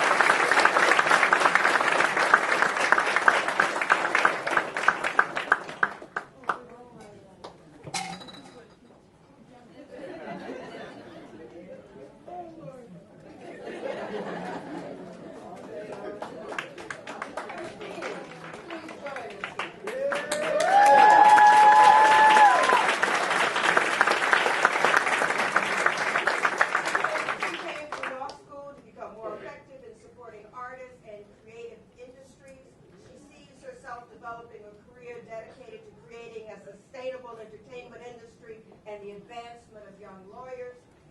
And she said, this list is long, but I owe special thanks to my family, friends, and mentors who have given me countless pep talks and support while I struggled through this process. Who would you like to have, could you, in addition to Steve? Both my parents. Please ask them.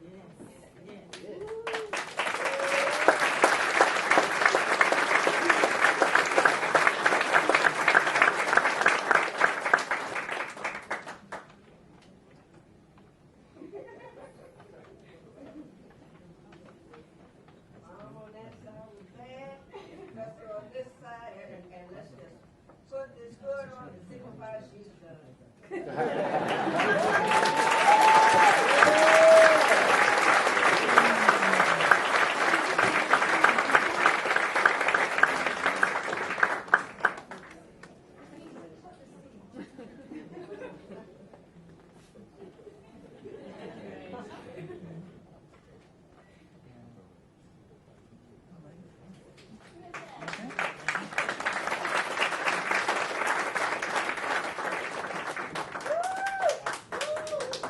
Ashley came to law school to advocate for marginalized communities that lack the ability to do so for themselves.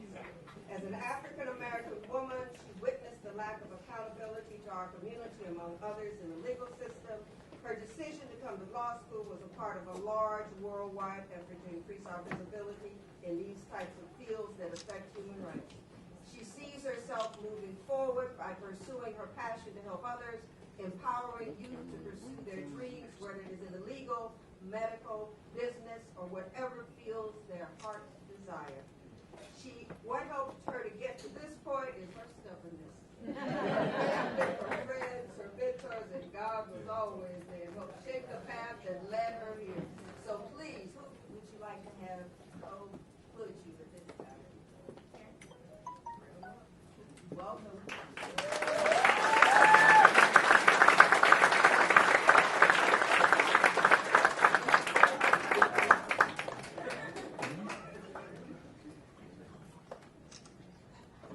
On behalf of the faculty at UC Hastings, you are hereby granted this hood in acknowledgement of the fact that you have completed all requirements for the academic award.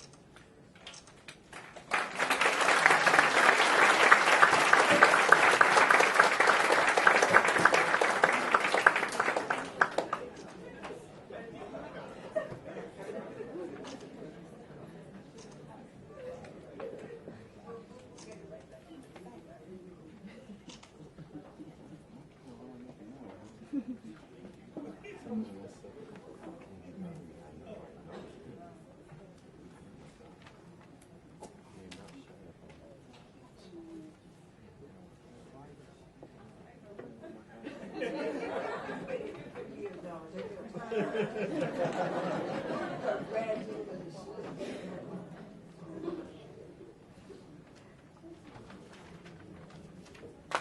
nationally recognized oralist who has done amazing things since she's been here. She originally came to law school to learn more about international business law and the impact of international law on the economies of the third world. She sees herself working in business litigation at a global law firm with hopes to gain the network and the power to work with growing companies and nonprofits abroad. Who helped you get to this point? I owe this accomplishment to the strength of my dad, David, the love and unlimited support of my mother, Barbara, and the mentorship and guidance of my two uncles, Barry and Mark. I'm assuming those are the four people who are going to join you here.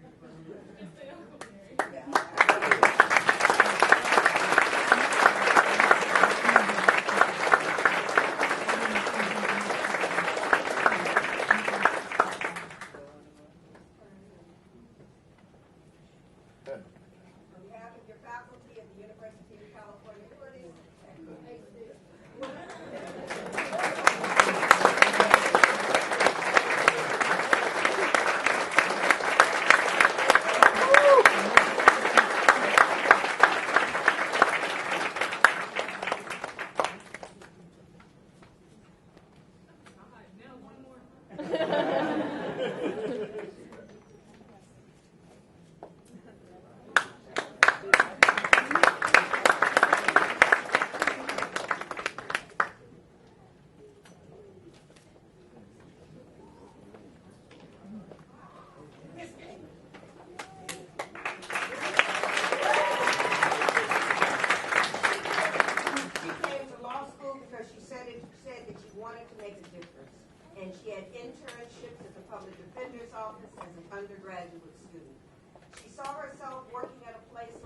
and being able to have some influence over how indigent people were treated in the criminal justice system.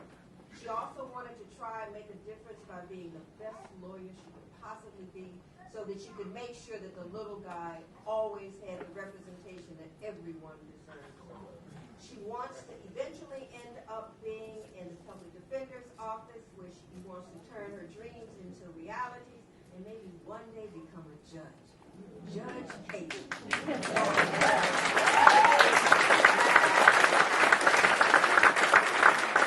got to this point because of family and friends.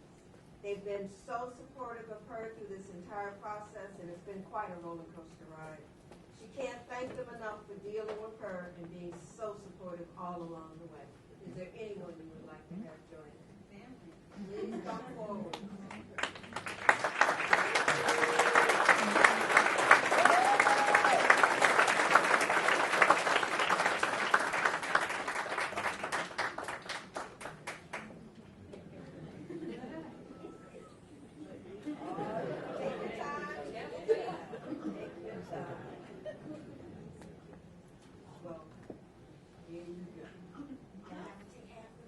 You're going to be part of the process.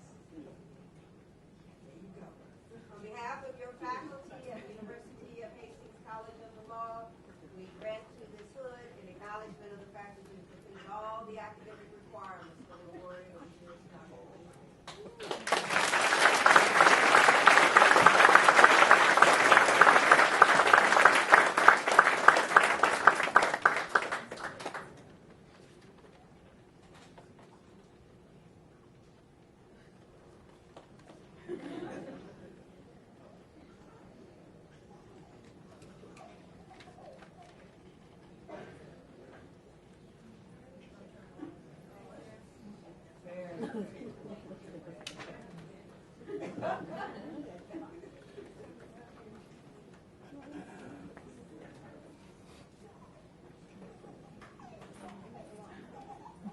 Miss Ariana Lawson.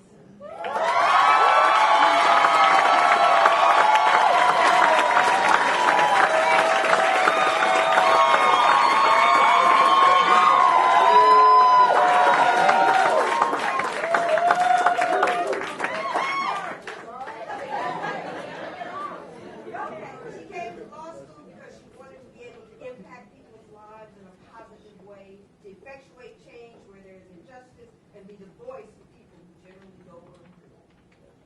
She sees herself moving past the bar and developing a lucrative career that enables her to give back to the community in a positive way. To get to this point, everyone in her life helped her to get to this point. There is not one person or experience that didn't motivate her to conquer her goals unapologetically. Every naysayer and every believer helped her to get to this point, and she thanks them all, but especially her mother.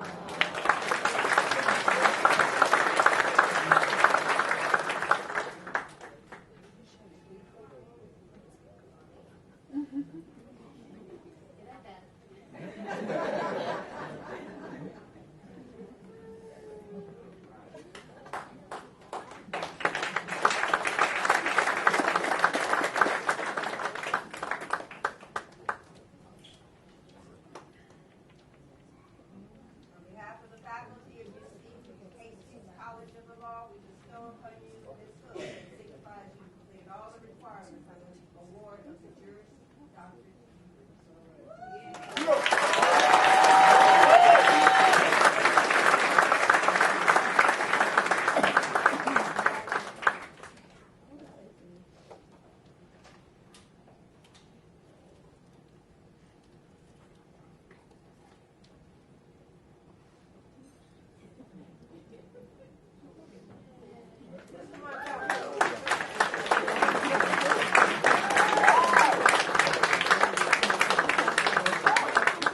After graduating from UC Santa Barbara to figure out a career path through which he could make a large and positive impact on the lives of as many people as possible. He doesn't know exactly what the future holds, however, he plans to pursue whatever inspires him and work not only to improve himself, but those around him as well. How he has made it and helped gotten to this point was because of family, friends,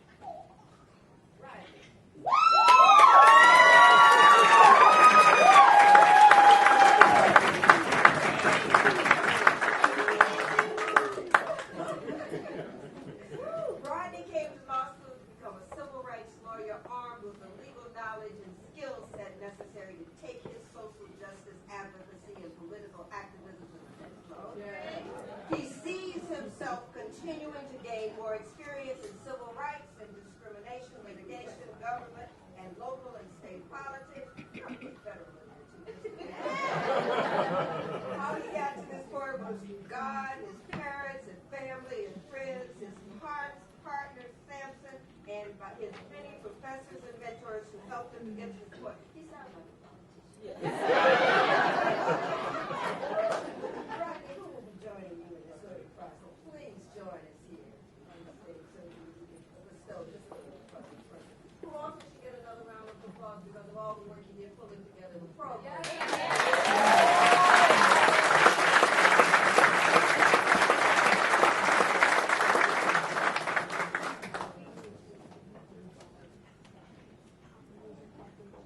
On behalf of the faculty of the University of California College of Law, Hastings College of Law, we bestow upon you this hood that signifies you have completed all of the requirements for the awarding of the Juris Doctorate.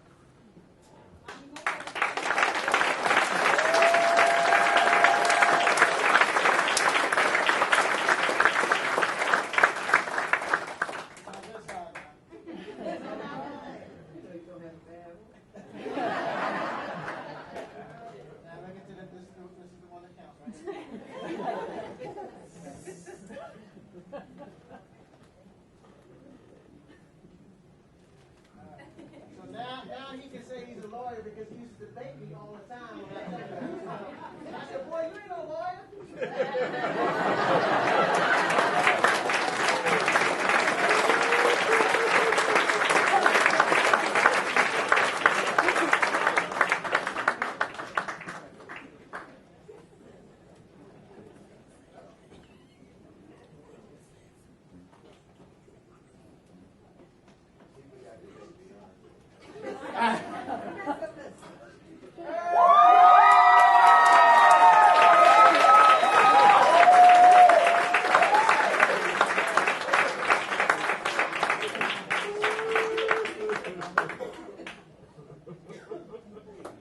Miss Alisa came to law school after studying the unequal policing and victimization of black people in America. She came to understand the law and its consequences when used as a tool for racism and continuing oppression.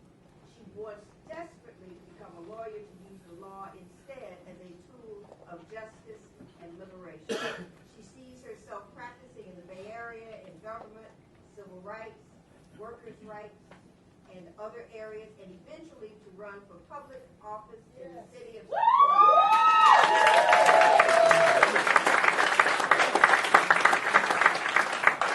She first wants to thank God, who is over all and the author of her life, thanks to her mother, Karen Thomas, for bringing her into this world and teaching her how to survive as an independent woman. She wants to thank her close family, her best friends, her partner, Ms. Anderson. Thank you to her godson and children in her family that inspire her to make a better future for them. And thank her countless mentors, femurs, mentees, and mentors who believed in her and who supported her to this point. Thank you.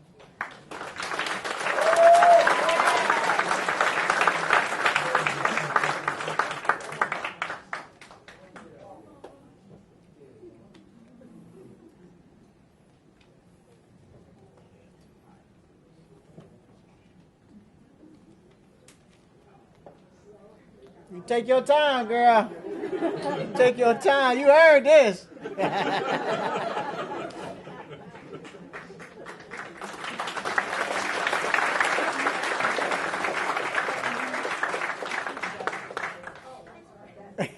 behalf of the faculty at UC Hastings College of Law, you are presented this hood in acknowledgement of your completion of all the academic hours required for the awarding of the Juris Doctorate degree.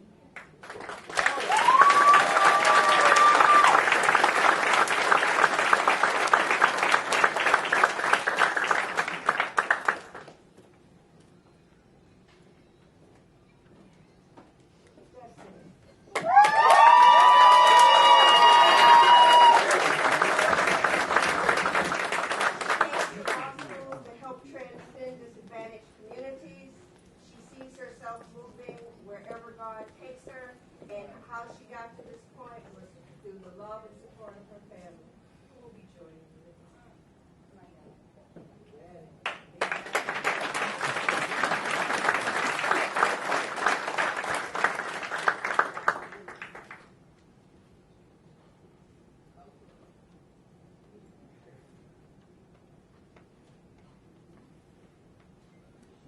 On behalf of the faculty of UC Hastings College of the Law, we are presenting this hood in acknowledgement of the completion of all the academic requirements for the awarding of the Junior. That's my friend.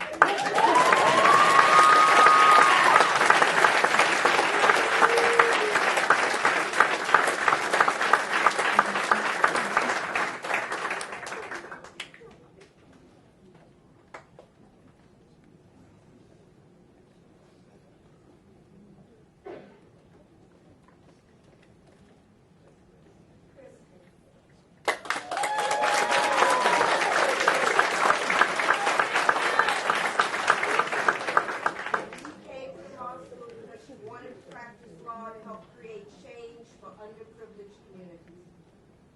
She sees herself in the future helping to build the law that relates to digital currencies. And who helped her get to this point? Her parents, her family, her boyfriend Connor, and countless others. Who will help me? Please come forward.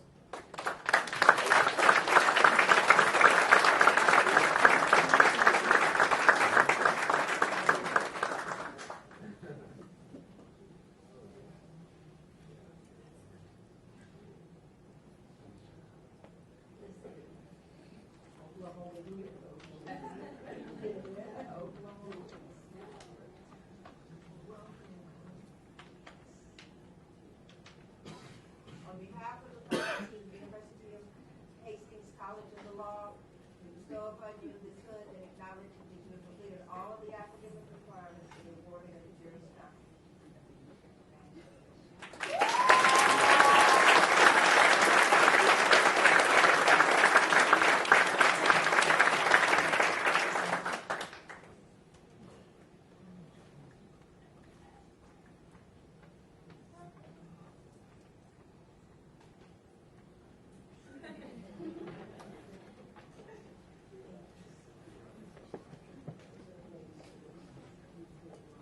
At this point, what we'd like to do is to ask all of the graduates to stand and applaud you, their support system, and the ones who helped them get to this point.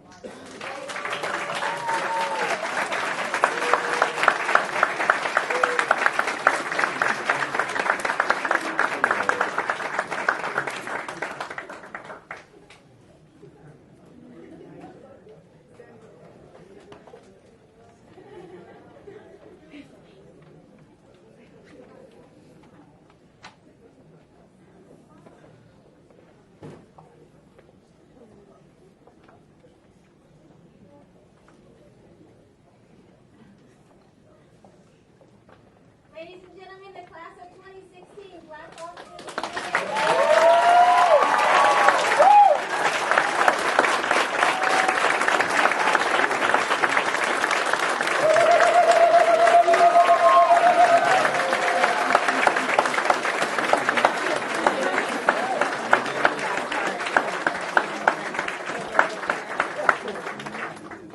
We have a few more special surprises for you all. A few more. Really good. We're going to first have members of the class of 2016 come up and say anything they'd like to for just 2 minutes. I know we went to law school, we like to talk. See, all the attorneys, we like to talk. Just 2 minutes per graduate. I want to go home. Thank you. I'm going to keep this short and sweet in the interest of time, but I just wanted to take an opportunity to extend a special thanks to my family and my friends who are here right now. These last 3 years haven't been tough, and they've definitely felt a lot of the brunt of that. Sometimes law students can become just quite the ghost when it comes to family, friends, holiday events, and like that. So I just wanted to say a special thanks for continuing to support me and just putting up with all of it. So thank you.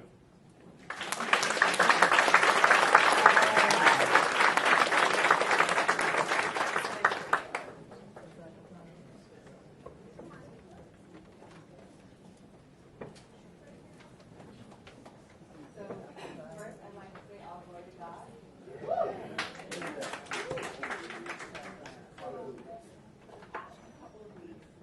I've had a number of people come up to me and say, wow, aren't you happy that you're graduating? And I reflect on that and I ask myself, what does it truly mean to be happy? And the thing that comes to mind for me is happiness within my family. Because I wouldn't be here if it weren't for them. And some people may say, well, you got the grades, you applied to the school, you got the letters of recommendation, and they let you in on that alone. But to say that that is what got me here would be an injustice to the family. Because it was the hard work, the values, the morals, the things that they taught me in life, like how to stand up for myself, how to speak up, and how to speak out. Speak out against the injustices that we as Black people face and people who may be disadvantaged in life face. They also told me that education is the key to my success. And the way to get to where I want to be, I have to disregard the naysayers and stand up and do the work that I need to do. Because as a Black woman and as a Black person, there will always be someone who has negative things to say about us, to say about our communities, and say about our children. And in order for me to help my people, I cannot dwell on what a negative person is going to say. Because at the end of the day, the only person who can write my history, write my life, is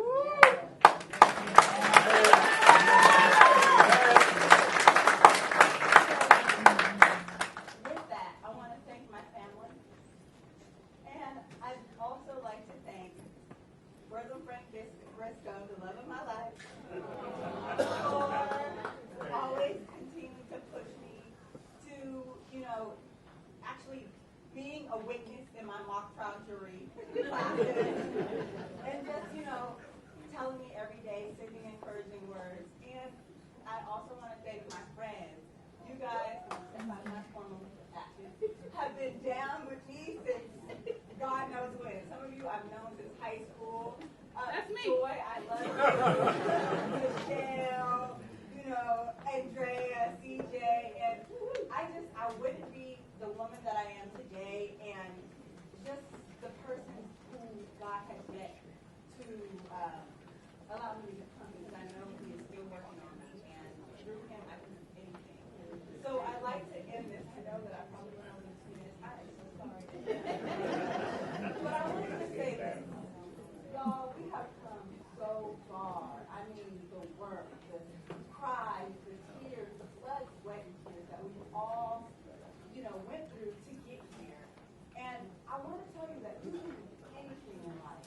No matter what the obstacles may be, no matter how many women you have to squeeze to make lemonade.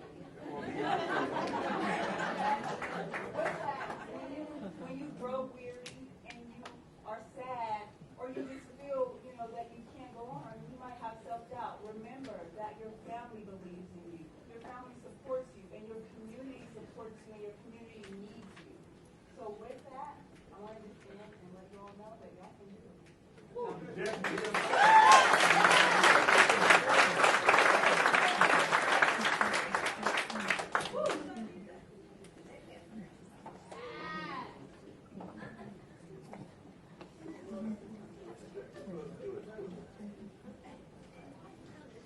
The Reverend Dr. Martin Luther King Jr. said, faith is taking the first step even when you can't see the entire staircase.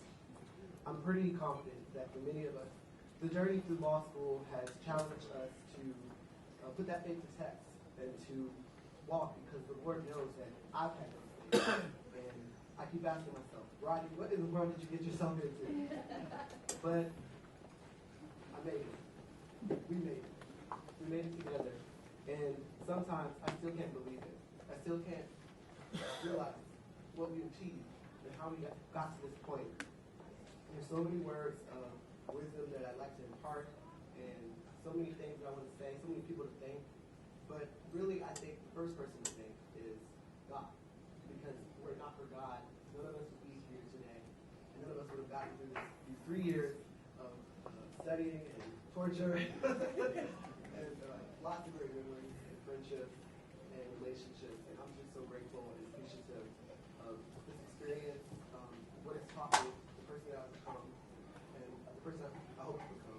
And I'm really honored to share that journey alongside all of you. I've learned so much from you, and I'm so proud and inspired by all of you and the things that I know that you're going to do in the world. And I'm very grateful for your friendships and for all of the great times that we've had and the great memories that we've had. And I wish you all the best. I'm very proud to say that I'm a member of the class of 2016, and I want to thank all the families and friends and everyone who supported us along the way to get here. We wouldn't be here were it not for you. We are so thankful and so grateful for your love and support and encouragement, positive words. You don't know how long, how hard law school can be, and those words of wisdom take us so far and keep us going and keep us motivated. Because like someone said earlier, I believe our community does need us, and we know that. And we are ready and willing to be servants to our community, to fight for justice for our people and our ancestors who fought and died and bled for us to be here today. And I'm going to keep it short, so I just want to thank everyone and congratulations.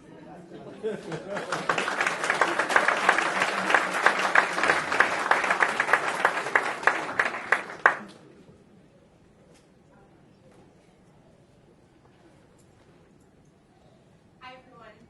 I'll keep it short and sweet. I just wanted to say, God, the talent's in this room, right? We're some amazing people. We've come so far, and we have you guys to thank you for it. I love you, family. Thank you for supporting me throughout the entire process, and congratulations, class. Great job.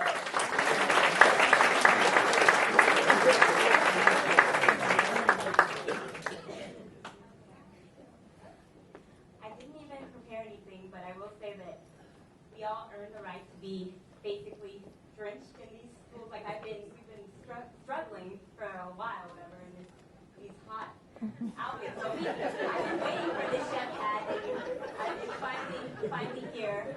I want to give a hand for all the family and friends that are out there. Like, we just want to thank you guys for stand up. I just want to thank all of them and all the friends that came with, and Erica and everyone that came with to support me. These past 3 years, thank you.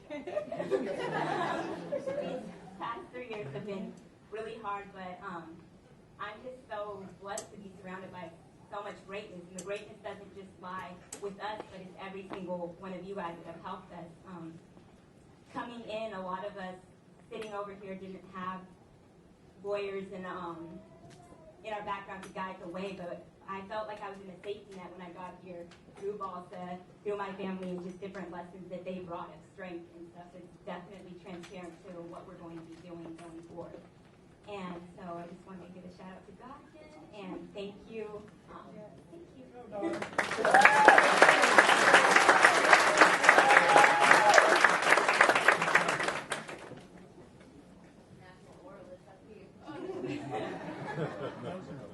Okay, well, years ago I could not even stand up here, and I'm probably going to shake while I do it. But since 11 years old, I knew I wanted to be an attorney, mainly because of my uncles, and I had no idea what that meant.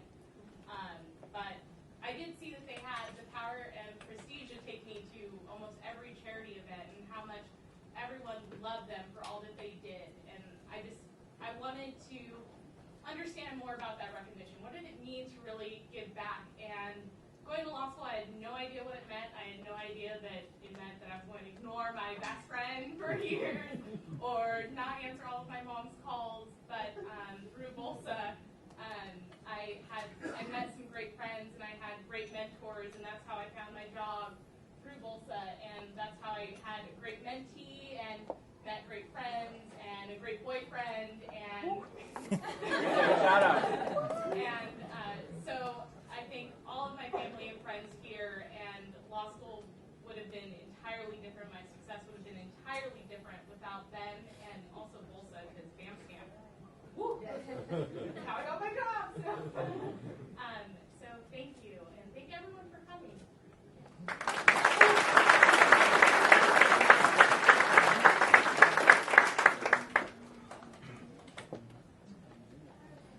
I also didn't prepare very well for this, but I was going to say this was hard, and my family knows I'm not shy about saying that it was hard. But it was hard because, you know, the hours and the studying, but also because this is this space that we've been systematically cut out of. And it dawned on me recently that we're not the first class that had a hard time with that. We're not the first people who have struggled. I call them my baby cousins, but they're like polyphonics actually. But a couple of them reached out to me recently asking for study tips, and it dawned on me that this victory was not mine to lose. That people struggle with me.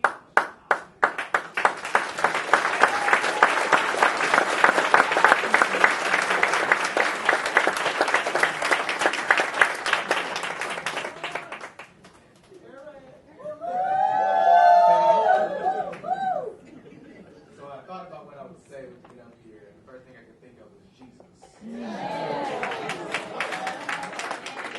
And the second thing that I thought of was but God.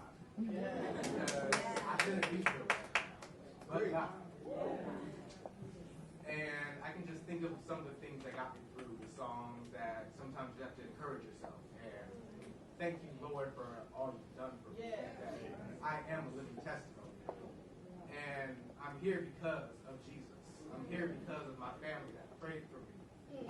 I'm here because my friends who stuck by me through this. And I just want to thank them all for it.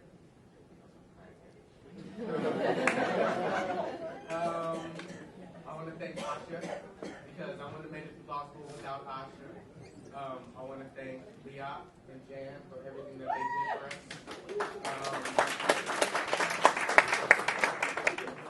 Chris Martin for telling me to click that box to go to be a part of LEOP because I had no idea what it was. Tunisia for all the great conversations that we had in the office. And man, Jesus.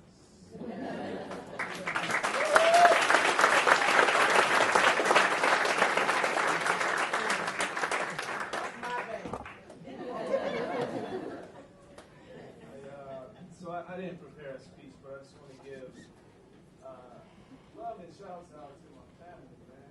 You know, so for me, man, I grew up in generational poverty, right? So I'm the first in my family to be a warrior. So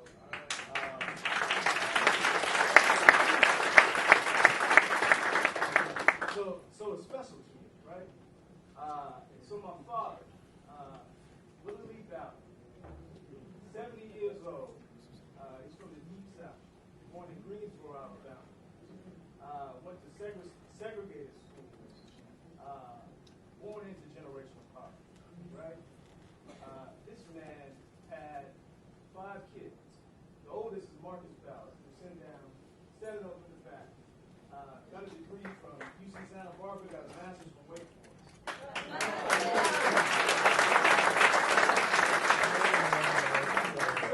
It doesn't matter where you come from, right?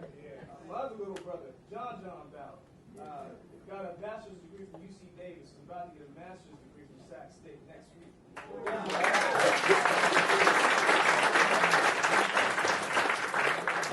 then I got 2 little sisters. You see them when they walked up. They are exceptional young women. The first of which is Jasmine Larice Ballard. Hey, Jasmine, where's your hand? Girl, where's your hand a little bit? And the other is Whitney Ballard. I don't know where Whitney is, but yeah, so, you know, and they're exceptional because my mom is not here. And I'll tell you why she's not here. My 1L year during finals, my mom got sick. And there's a point where she was on her deathbed, right? And my little sisters who were, 15, 16 years old, my mother looks at them and tells them she won't be around for them to make it again. So she's teaching them lessons about how to go about in life when they turn 20, 25, 30 years old, right? And for those girls to go through that and to still be strong and be unwavering, and to still excel in life, is a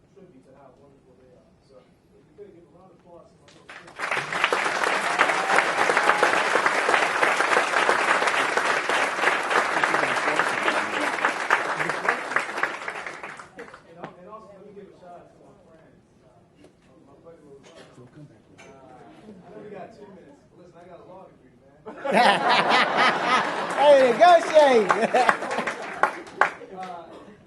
met this guy in college. He came to class freshman year with a tank top on with a basketball. You know? I know he's kind of weird, but he's my buddy Ty Motion, right in undergrad, man. That's my boy for life, too. You know, and my mom. My mom is still in the hospital right now.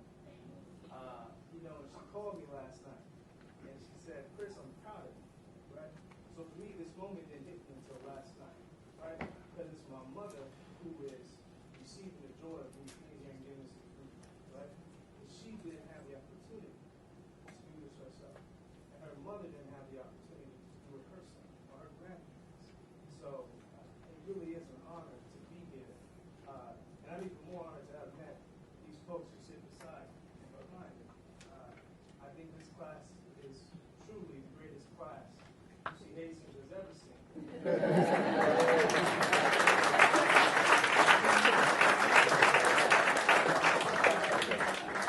Now you heard me. I said it again. The greatest class UC Hastings has ever seen.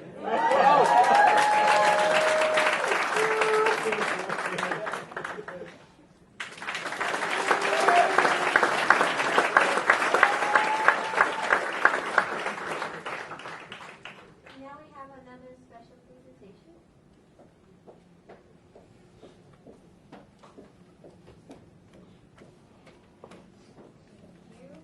Aren't our students amazing? My name is Professor Lena Ball, and I am pleased to be here on behalf of our Public Interest Committee here at UC Hastings to present an award to Elisa Villanueva.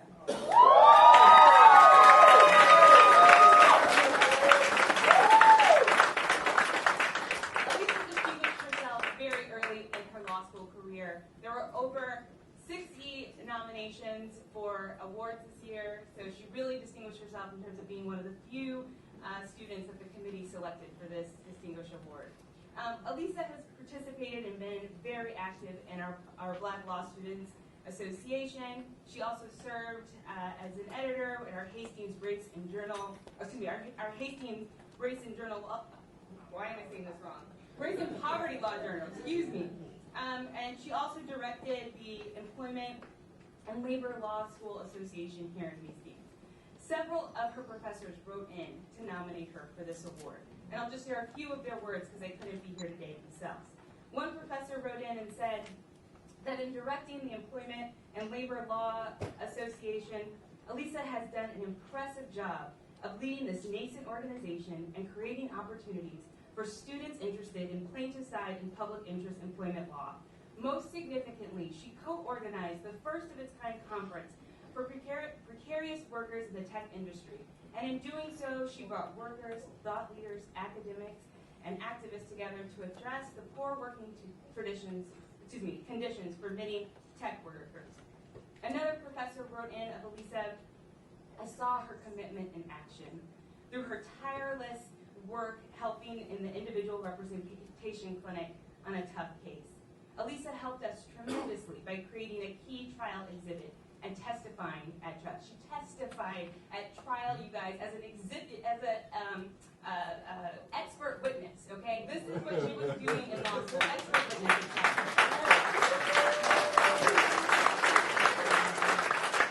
This professor went on to say, this showed me her commitment to help low-income workers obtain justice.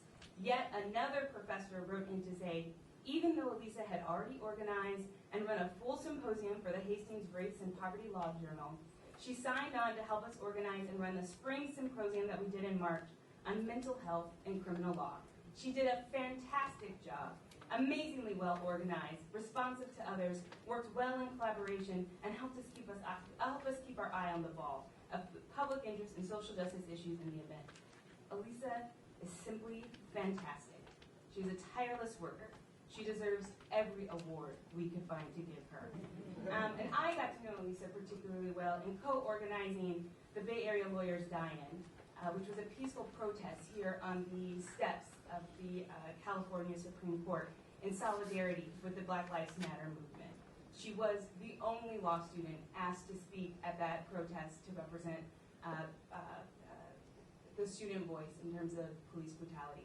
And so it is with all of that that I am so honored to give this award that reads University of California, Hastings College of the Law Public Interest Award to Elisa Villanueva in recognition of her significant contributions and commitment to using the law to advance the public interest.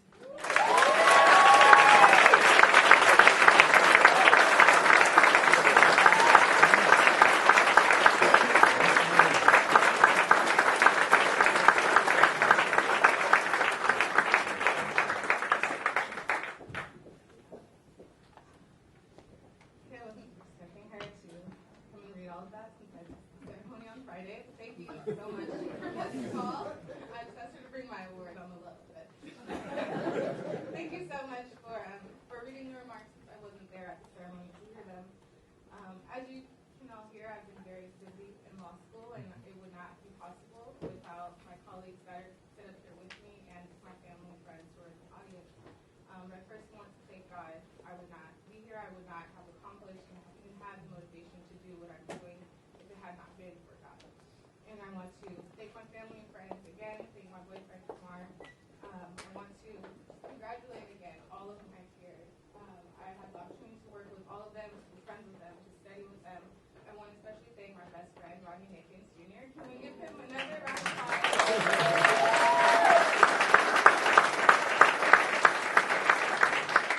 He was the BLSA 3L graduate rep. So in the midst of graduating, taking finals, dealing with family and celebrations, he also managed to plan the ceremony with the rest of the board. So that's impeccable to me, and thank you so much for all that you do.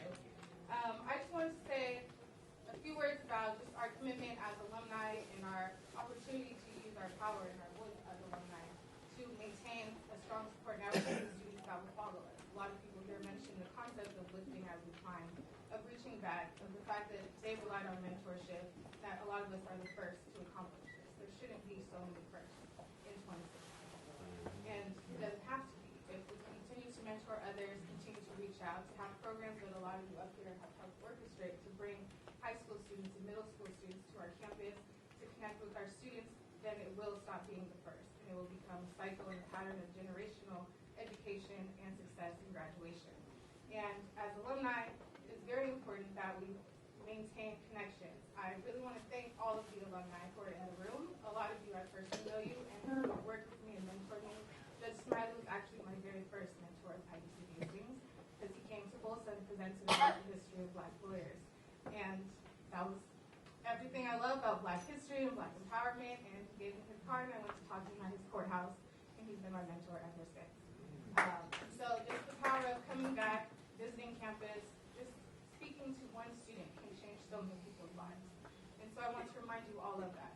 Unfortunately, while I was here, a lot of staff and faculty seemed very complacent about the life and condition of Black people and of Black students on this campus. As recently as Tuesday, I had professors reminding me that in my postgraduate job hunt, I'm going to be disadvantaged as a Black woman. These are people who are not Black or women, who are simply telling me these are what the conditions are, and not feeling any responsibility to do something about that, to incorporate that into our education. I have not heard a discussion about these disparities and inequalities since I've been here for 3 years. And so as alumni, it's very important that we recognize the institution is not very committed to making sure that this room gets larger and larger every year, that it even maintains what it is this year. And so it's important for us as alumni to use our power, our influence, get on the board of directors, the board of governors, and to make change any way we know possible. Thank you.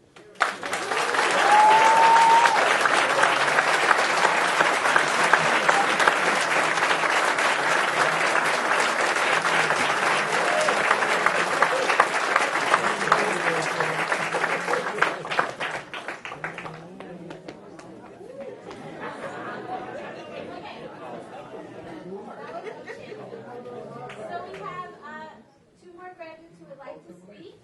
We have closing remarks and we have a toast. So sit tight, almost done,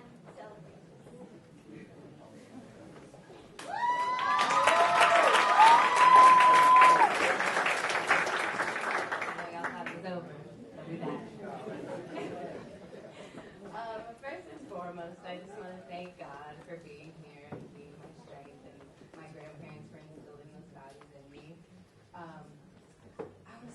was why I came to law school. It wasn't as beautiful as all these other people's stories. Got all of these like wonderful things that motivated them. I knew very young only because of my big cousin Alda. I wanted to be exactly like her.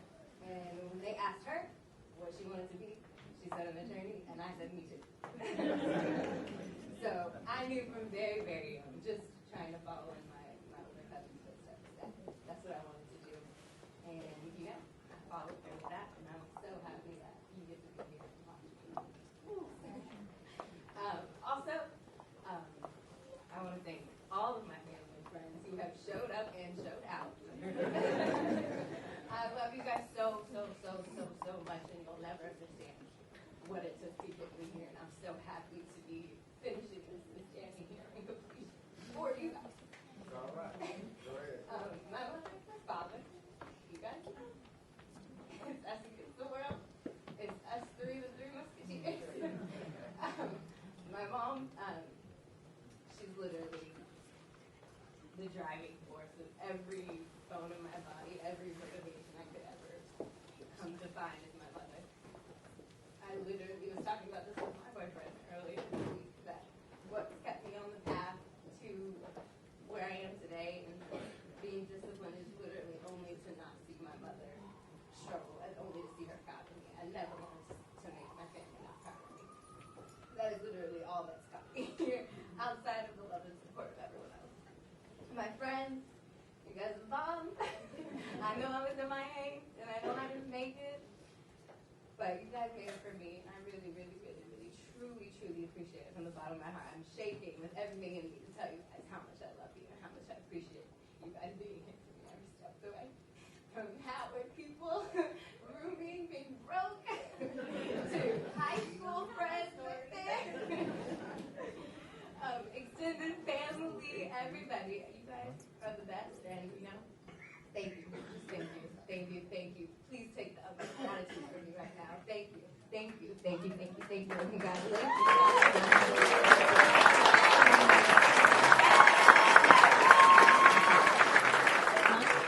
I also can't leave out my boyfriend, since everybody's going to shout out to boyfriend. And, he's going to be supporting me through this bar study, so, pray for him, because he's going to be stressed.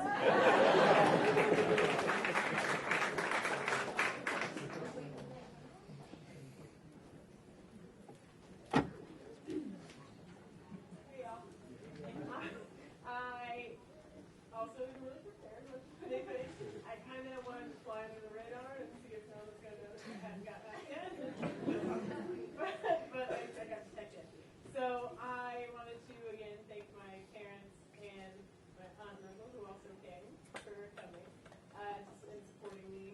I want to really echo what everyone has said about the kind of the struggles of being a Black law student and also being a Black lawyer. I'm born and raised in Oklahoma, and people always say like, oh, it must be so much better to be in San Francisco where there's so much more diversity. And I still look around, and I am the only Black person in several of my classes. And I mean, there is more diversity here, but there's not diversity in the law. And it's good to see the people that we have here, and I hope that will change soon. And I'm glad that everyone who's up here, I think that I know, and they've all done a great job of trying to create the change in Hastings and create the change in the legal community. So thanks, you guys. Thanks to my family and for coming, and that's all I got.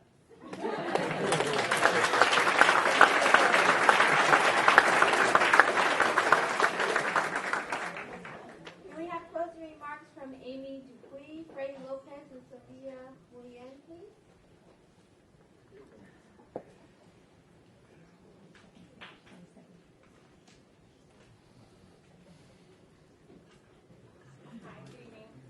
Amy's going to close us out, but I'm going to quickly say a couple words. Again, my name is Tyra Singleton, and I am the Vice President of the Black Law Students Association here at Hastings. I'm also a 2L student, and it has been such a pleasure to be here this evening, a blessing to be among so many amazing people, to meet the family and friends of our esteemed 3L, and I'm so sad to see you guys go. I know you guys are going on to bigger and better and amazing things. And so I just also want to take a time to do a round of applause really quickly to the staff who and anybody else who helped out today for making this all happen, and especially to Rodney, who organized all this.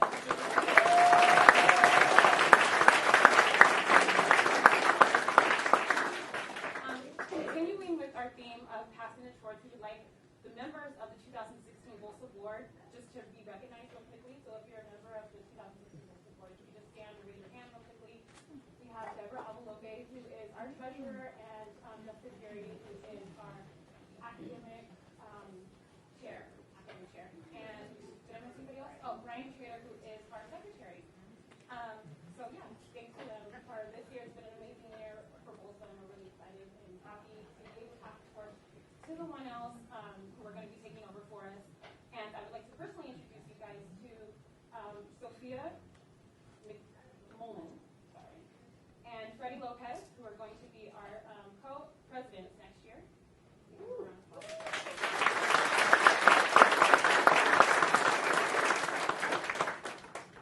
Thank you to our speakers who honored our graduates today, our amazing, inspiring graduates.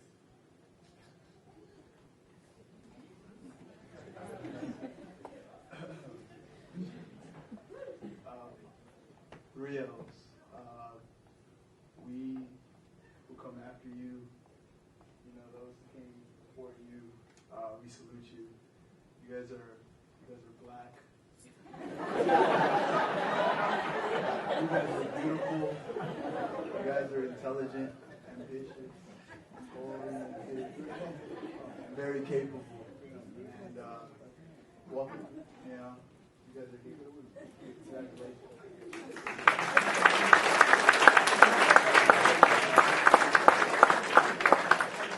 I just want to invite everybody to get photos of the graduates after the ceremony outside in the hallway. There's a UC Hastings backdrop.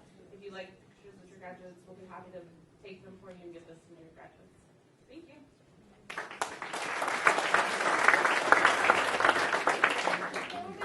Can everyone stand again for class? I know it's really good. Okay. To the class of 2016, we are so proud of you. We are rooting for you. We congratulate you and we celebrate you. You earned the right to be here, and we love you for exactly who you are. Congratulations.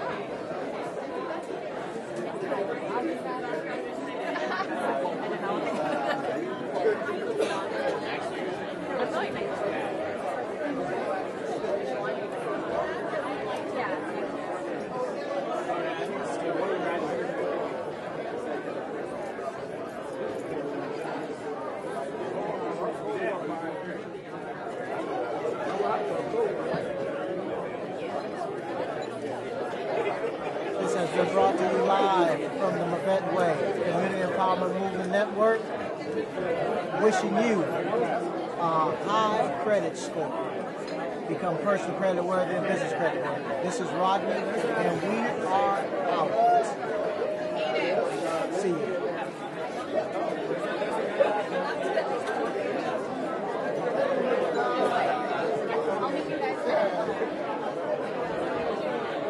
We can go this way.